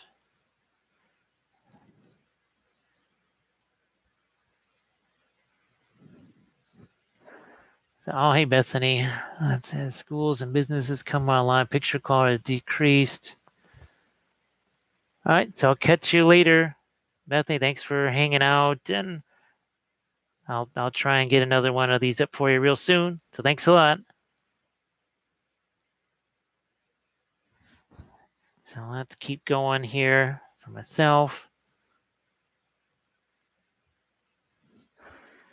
So this is, again, for people that are new, been working on, it's a Blood Bowl team, and I'll show you some of the other figures here that are part of it.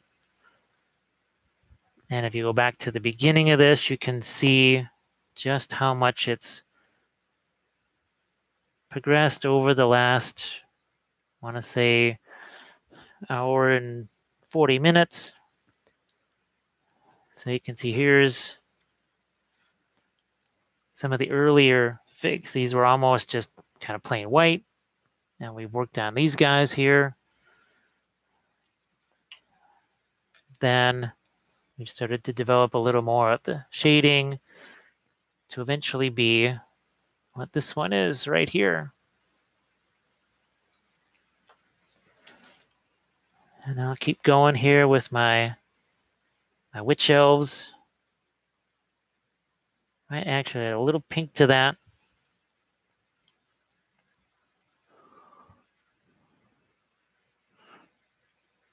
Usually try and make the knuckles be the brightest part there. And do the same thing here.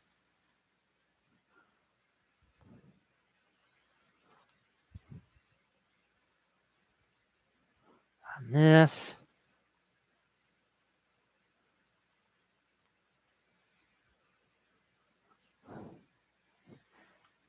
A little more here on the nose and the eyebrow, on the cheek.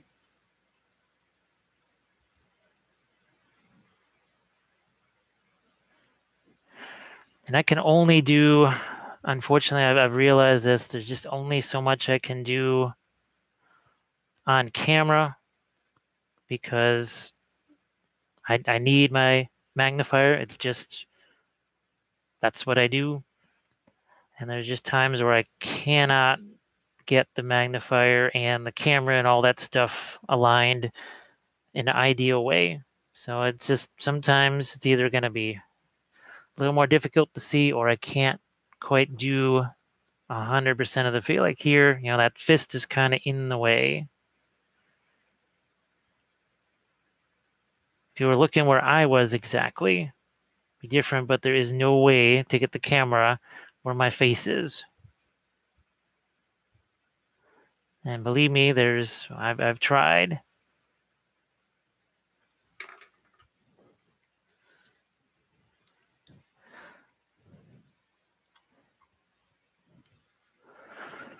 You can see I've kind of gone back sometimes into that pinkish color. Just like now, and just a few little touches of pink there. Normally, you know, like on a hand, you have a lot of circulation there. So a lot of blood vessels, and that's why I sometimes try to make the hands have a little more, basically looks like blood flow to them.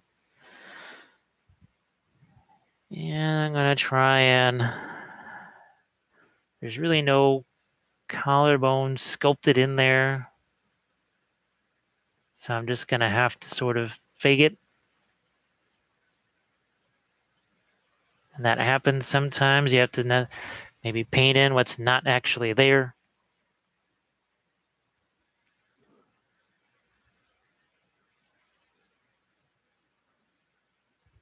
And I'll just do this other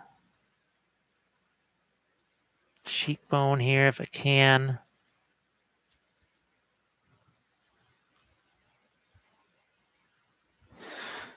Grab where is my clear purple again? So again, for folks that are just kind of getting in on this part, this is not supposed to be how to paint a figure.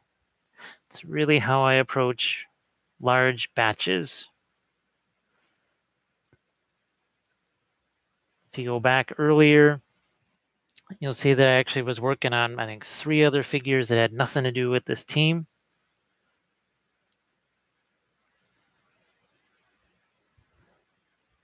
And that the whole idea is you just keep that line moving. And it also keeps you from getting bored. Because it's really easy. I mean, I've seen it happen to pretty much almost everyone I know. They get so bored with whatever project they're working on that they just kind of don't care anymore. They kind of stop working on it. Then they sort of feel bad that they're not still working on it. And instead of being a fun thing, painting just gets to be more of a pain. I don't know how many times I know the latest trend is this thing with the hobby streak or whatever. And obviously for me, not continuing the hobby streak means not continuing like food and house, that sort of stuff. So I kind of have no choice in the matter, but that's for you guys, especially since it's supposed to be what is fun for you. Let's get a little seafoam green here. And now that I've got some work on the face, let's see. Maybe I throw out a few brighter highlights on the hair.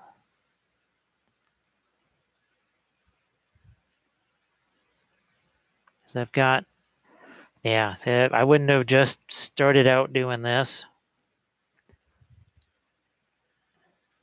because it's just your hands not so steady, or you're not warmed up. And after I add a few of these highlights here and compare it to the other one, see what a difference just these few little touches make. Starts to make the hair look less like a mass and more like here. As a portrait painter, when you paint here, you are not painting every last strand of it. You start out, it's like a helmet, just a big old blob.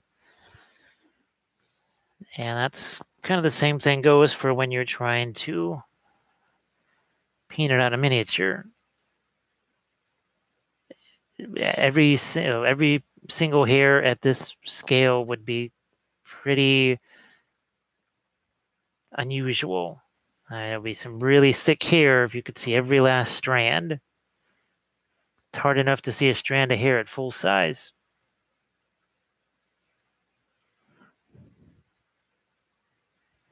I'm trying to find a few that would be a nice accent here. All right.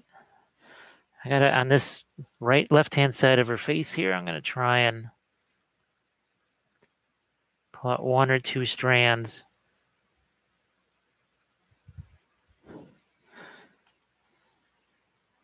And again, if something goes, we don't want it, boom, just paint it away. Now let's compare our two here. You can see the one that's got a little more. So this one's got a little more life to the hair. So got the color out. Let's do it on this one. Now the hair is a little different shape on this one. So I'm going to focus more here. But it's not completely even everywhere. It's just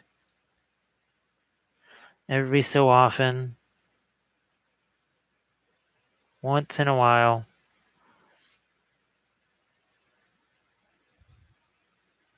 One more.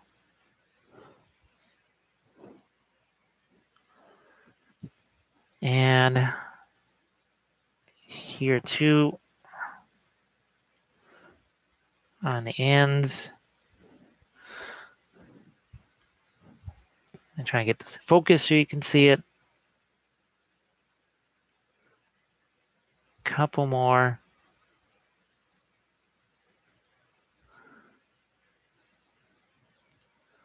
And there.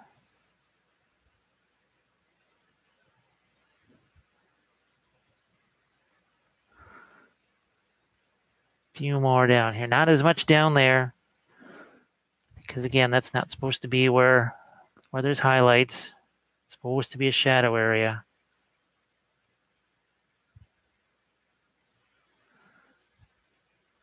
supposed to be shadows.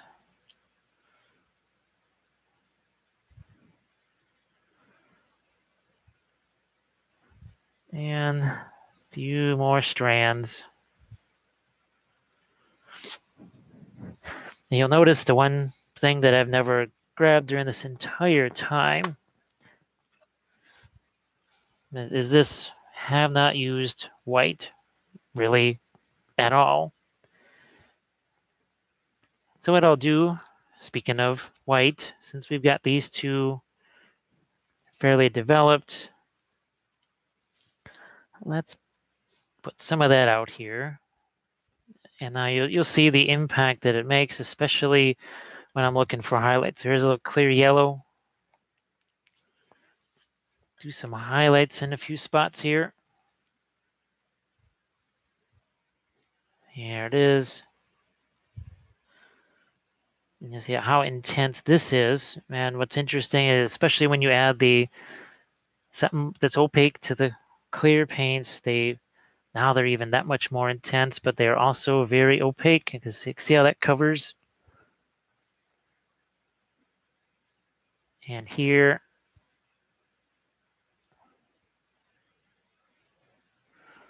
and along here. So all of a sudden now the skin tones start to recede a little bit. So I get a few highlight type batches here, or touches on the edges of these armor pieces. Even here.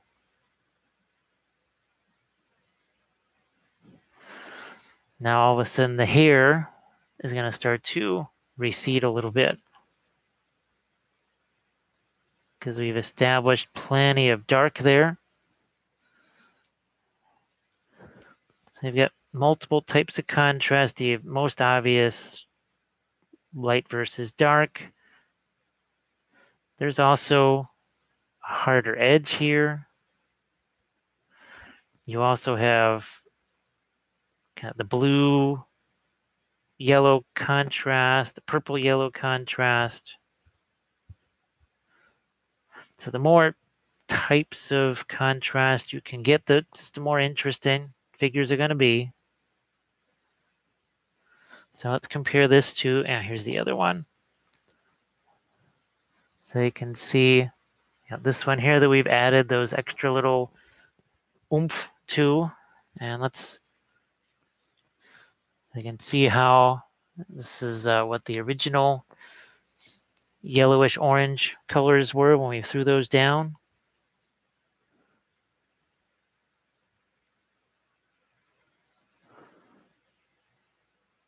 I try not to, again, there's like the black on here, those, if I can get to them while we're doing this, I will.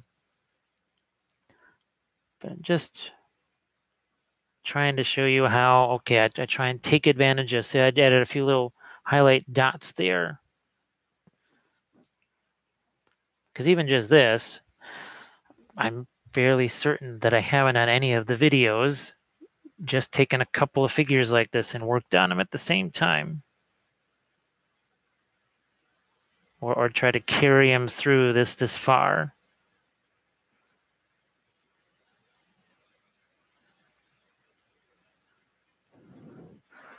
So just like before, I'm going to use that, the white and clear yellow to bring those out a bit.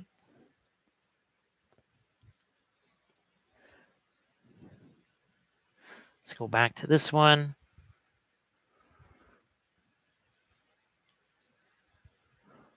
And here, so let's go back to her little crown type thing, whatever that is.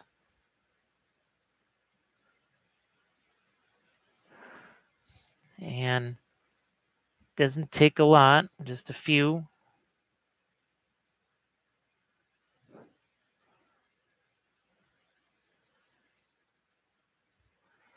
And right now, see that we've got a nice Much more solid, sharp edge on that.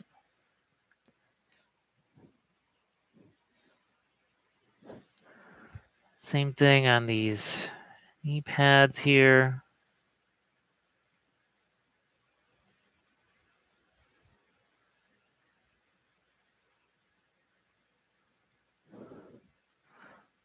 Kind of go here. I don't even know if you can see some of this stuff. That's, again,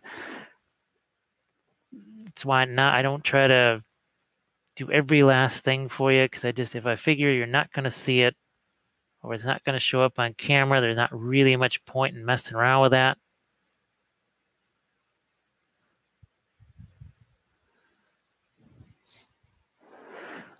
So, this one with the fist in front of the face, it made it, and it was a bummer because there was some neat things that I wanted to show on the face, but just the way the figure is sculpted, it made it really difficult to do anything with the face. You know what, I may actually, yeah, what the heck? Let's mess around with some of the grays here, or the black. I'm gonna grab that blue liner again here. I've got some lighter colors out here. I got this. I got some of the white left. And while this is supposed to be black, look at this. This is a nice bluish gray here. It's again the blue liner. Just cut it down with some of the white. Actually, I'm thinking of making that actually more of a red. So I don't even know if you can see this. But this is sort of a bluish gray here. And it's on these sort of whatever these leggings are, boots, whatever the heck you want to call them. And I think I might do that as a red and then that's what I'll do. Yep. I'll show you in a second here.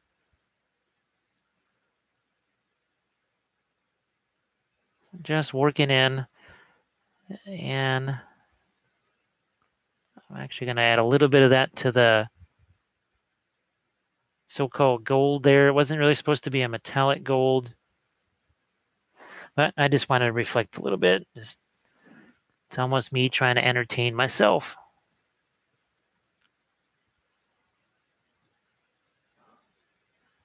And a couple of touches here.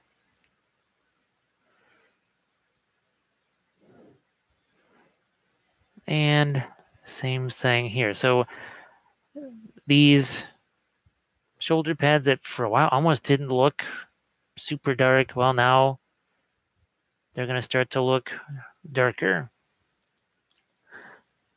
And I can even bring this up a little bit more. You can see there's a decent amount of water in there. There's these little skulls here on the, not glaives, bracers. That's it. That's the word I'm looking for. Again, apologize if the words kind of get mixed up or fail. It's been minimal sleep for several days. As in a few days, the last week, no sleep whatsoever. Has not been super easy. Like I said, I will try and do more of these YouTube live sessions, especially now that it seems like we have finally, after almost 2 years of wondering what in the world was going on with our internet, it seems like we've got that settled down a little bit more. And you can, if you subscribe to the channel, you'll be able to get the notifications that, well, hey, Jim's doing a live session. It's just like the Facebook Live.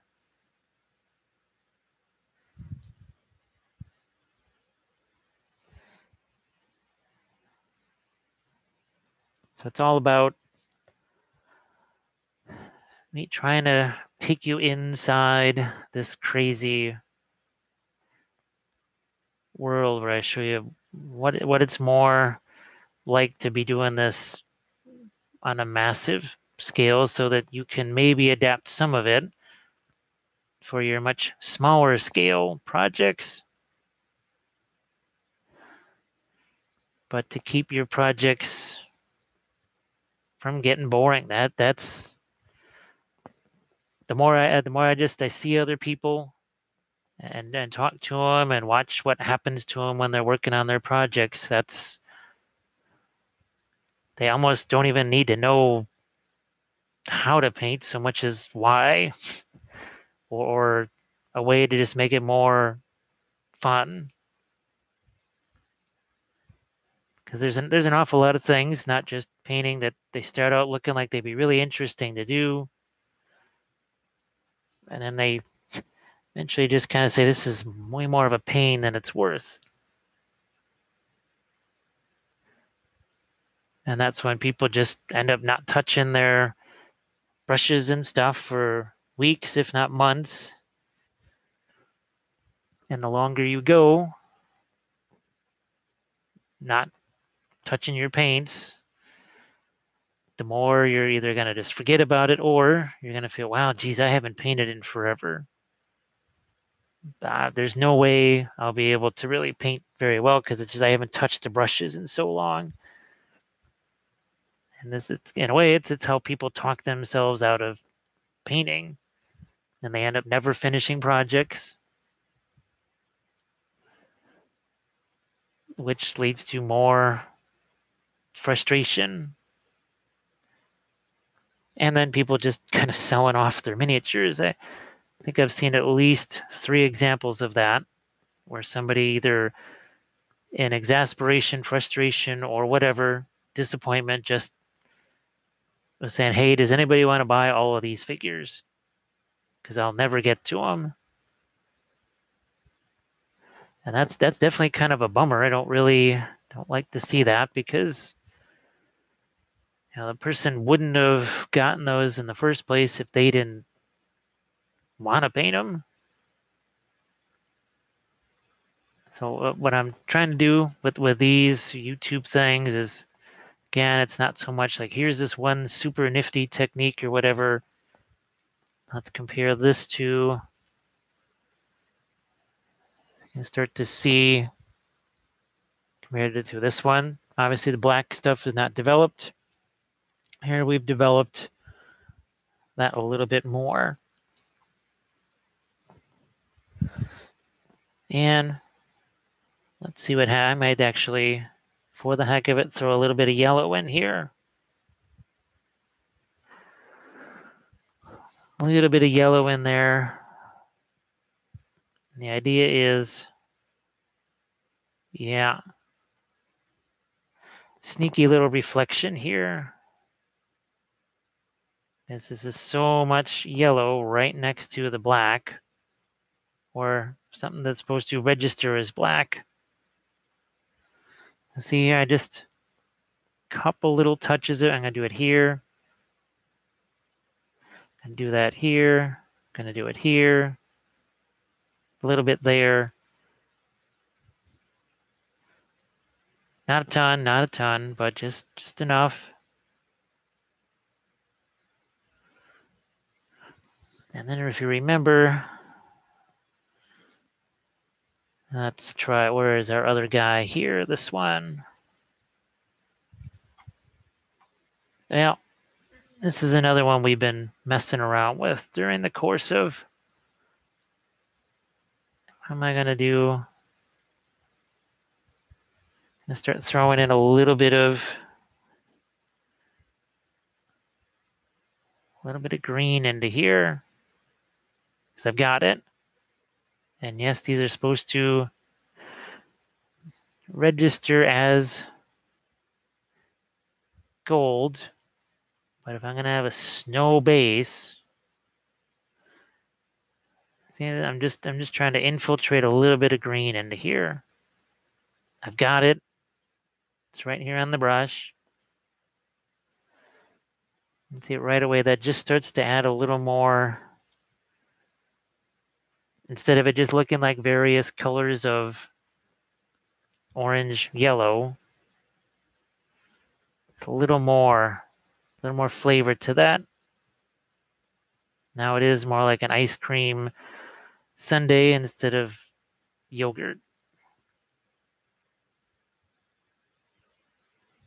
A little more here.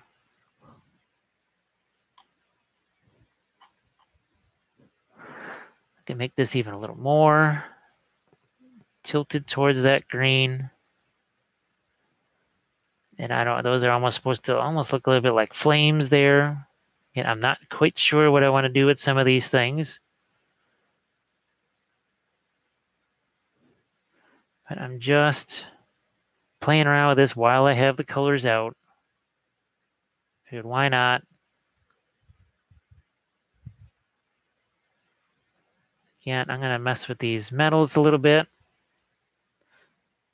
This type of green seems to be a favorite lately for me with metals.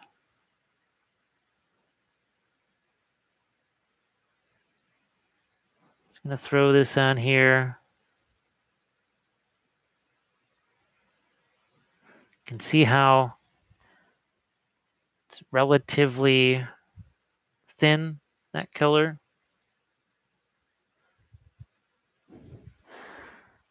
So we're starting to get a little changes there in our metals.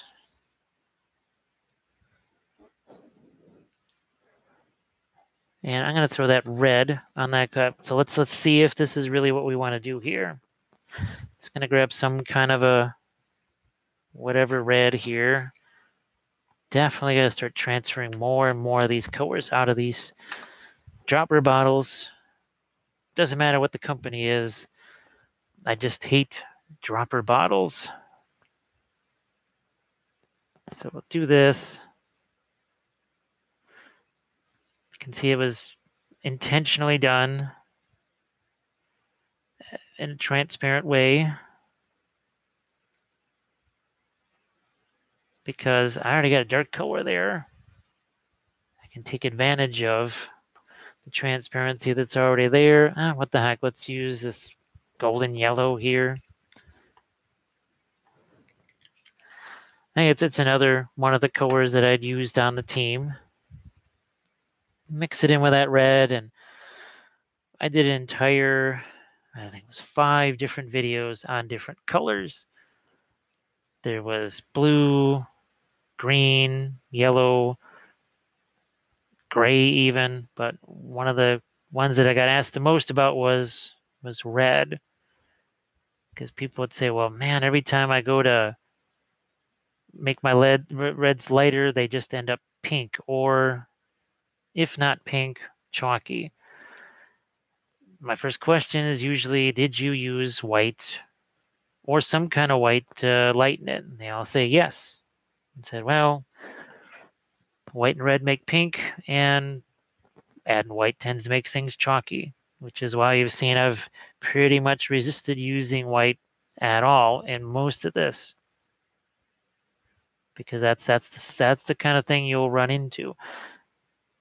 You can see this, adding this gold and yellow. My red still registers as red and not pink. It's not chalky. My shadow areas have a little bit of, there's a little bit of blue in some of those shadows because of what my original little glaze was. So yeah, that seems to work pretty well. So it did not take long to establish what we wanted there with the reds, with their lights, with their darks.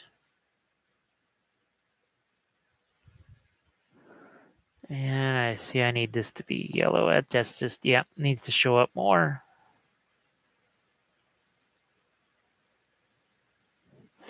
And I don't even know this one. Yeah, there is. Okay, so we'll do that here too. I'm going to bring that red back out again. wherever it is. Because again, I've got these colors out, so let's throw you there. Just like I did before, get that a little bit watered down. Add this on screen for you to see. Just like before. If it doesn't cover all of that darker color, well, that's just fine. That's what I want it to do. It's going to be really hard to get this in here where you can see it, so I'm not going to bother too much in there. So as this is, you can see this part, I'm pretty sure. So back to that sunshine yellow.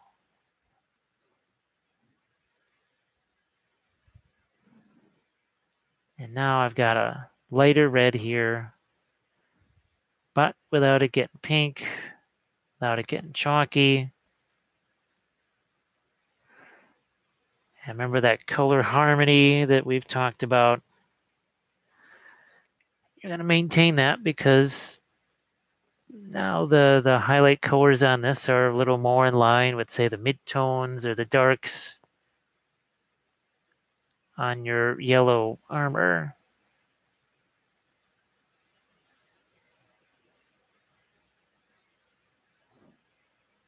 And I won't go too crazy with this because it's sort of supposed to mostly be in shadow. But because it's all got a little bit of transparency to it.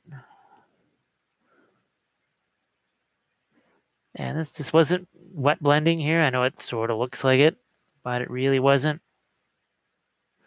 This is rapidly applied, one layer after another. So maybe I will grab one of these other...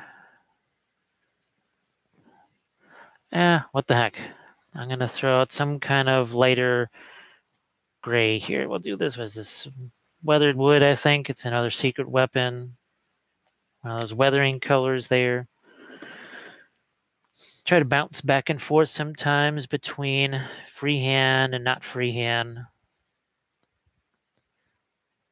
Because even sometimes when you do just too much freehand, all at once it sort of makes you jittery. So what we need to do is have this sort of candy stripe thing going on. I'm going to do this. See, I'm making it thin. And just sort of feel my way through. I'm going to add a third stripe there. Now I'm going to turn this around. You may not be able to see what I'm doing here. But one more here. Another one here.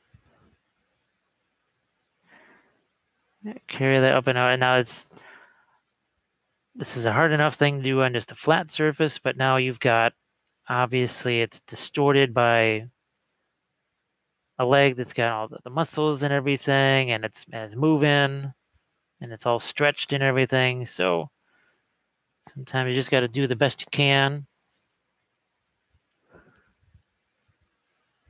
And so very quickly, we've got those stripes established on there.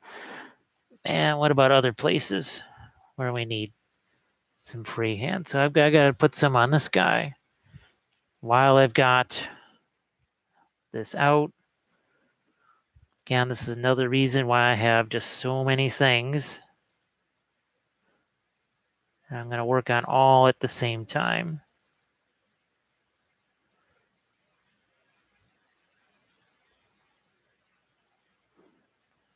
And let's get our, so we got a little number on this guy here. Let's try and do the same thing here. Put it where you can see it. And we're just going to have sort of that stencil type numeral here.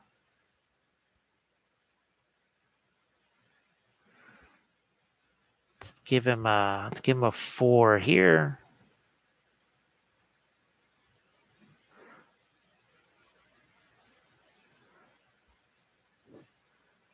You can see since I did it in kind of a wetter fashion, even now it almost looks like it's partially worn off of the shoulder pad. So just real quick, I was doing other stuff. Let that one go. Just put it aside. And let's see, do we have, here's another guy. We can do that too while we got this color going. Looks like that's where you can see it. Gonna start right up there and do the next one. Set up the next one. Now again, I've got to move this so that it's good for me to work with. So if you can't see it, I apologize. Now continue the stripes. I think one should continue here.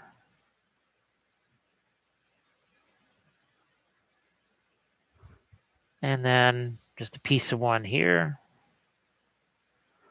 So now we've got, again, we've got our sort of barbershop stripe on another guy done.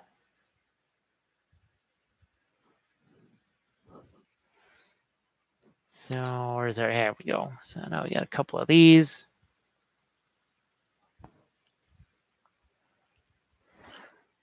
And all of this is just in the course of a few hours. Been working on a whole bunch of different figures. These really, we've taken these pretty far. They had no faces painted on them at all. Not a lot of rendering on the hands. We've added the red little loincloths here, which one of the things I need to paint on this is that Swiss flag symbol and then try and get a number inside that.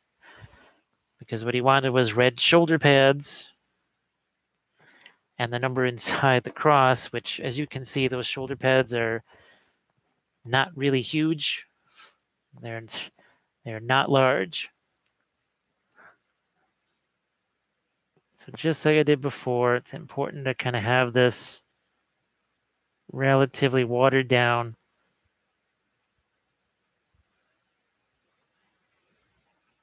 Just going to lay out the one bar of the cross here and then the other one.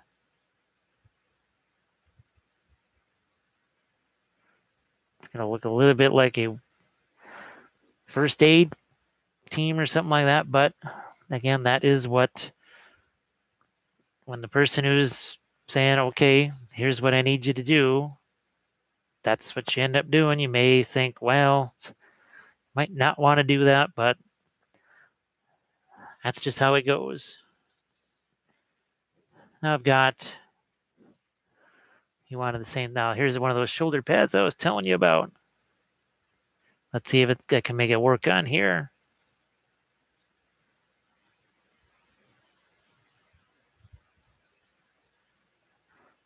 So it's not as difficult as I thought it was going to be, but there's a ridge line to this shoulder pad. I wasn't quite sure how clean that was going to be.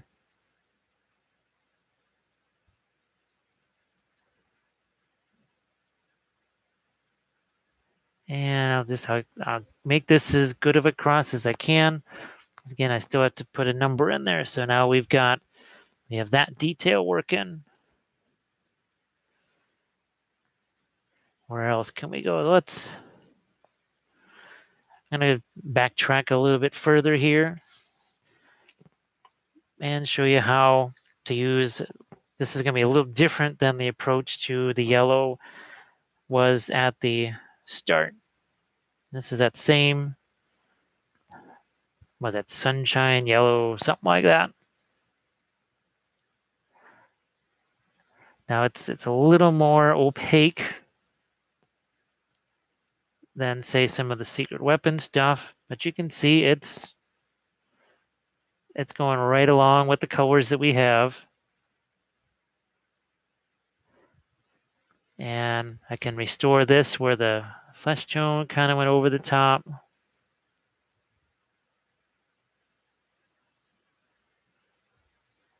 Get some of my lights back in here. Clear yellow, like I did before.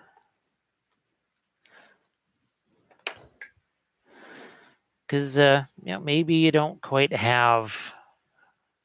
What if you don't have those secret weapon colors? Oh, you could have taken that sunshine yellow.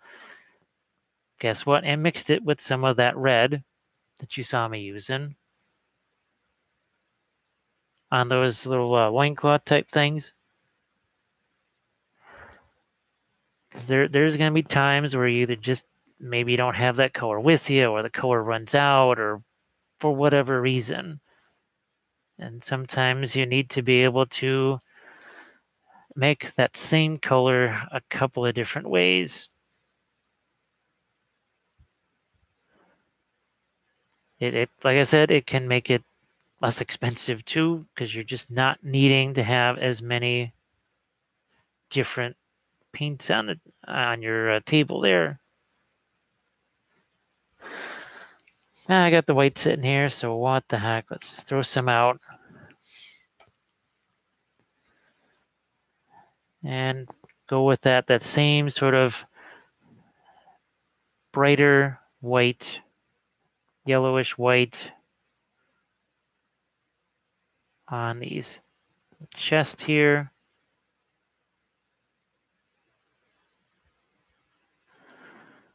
And on the bracers.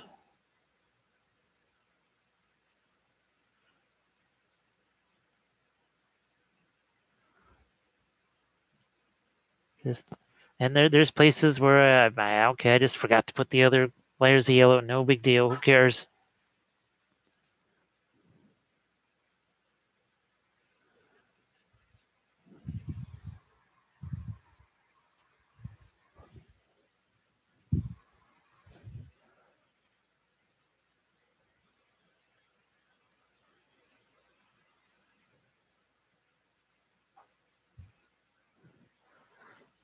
So hopefully this was fun for you guys. We're about 2.5 hours in, so I am going to jump off here and try and reset things. I gotta do some packing of miniatures and stuff for tomorrow.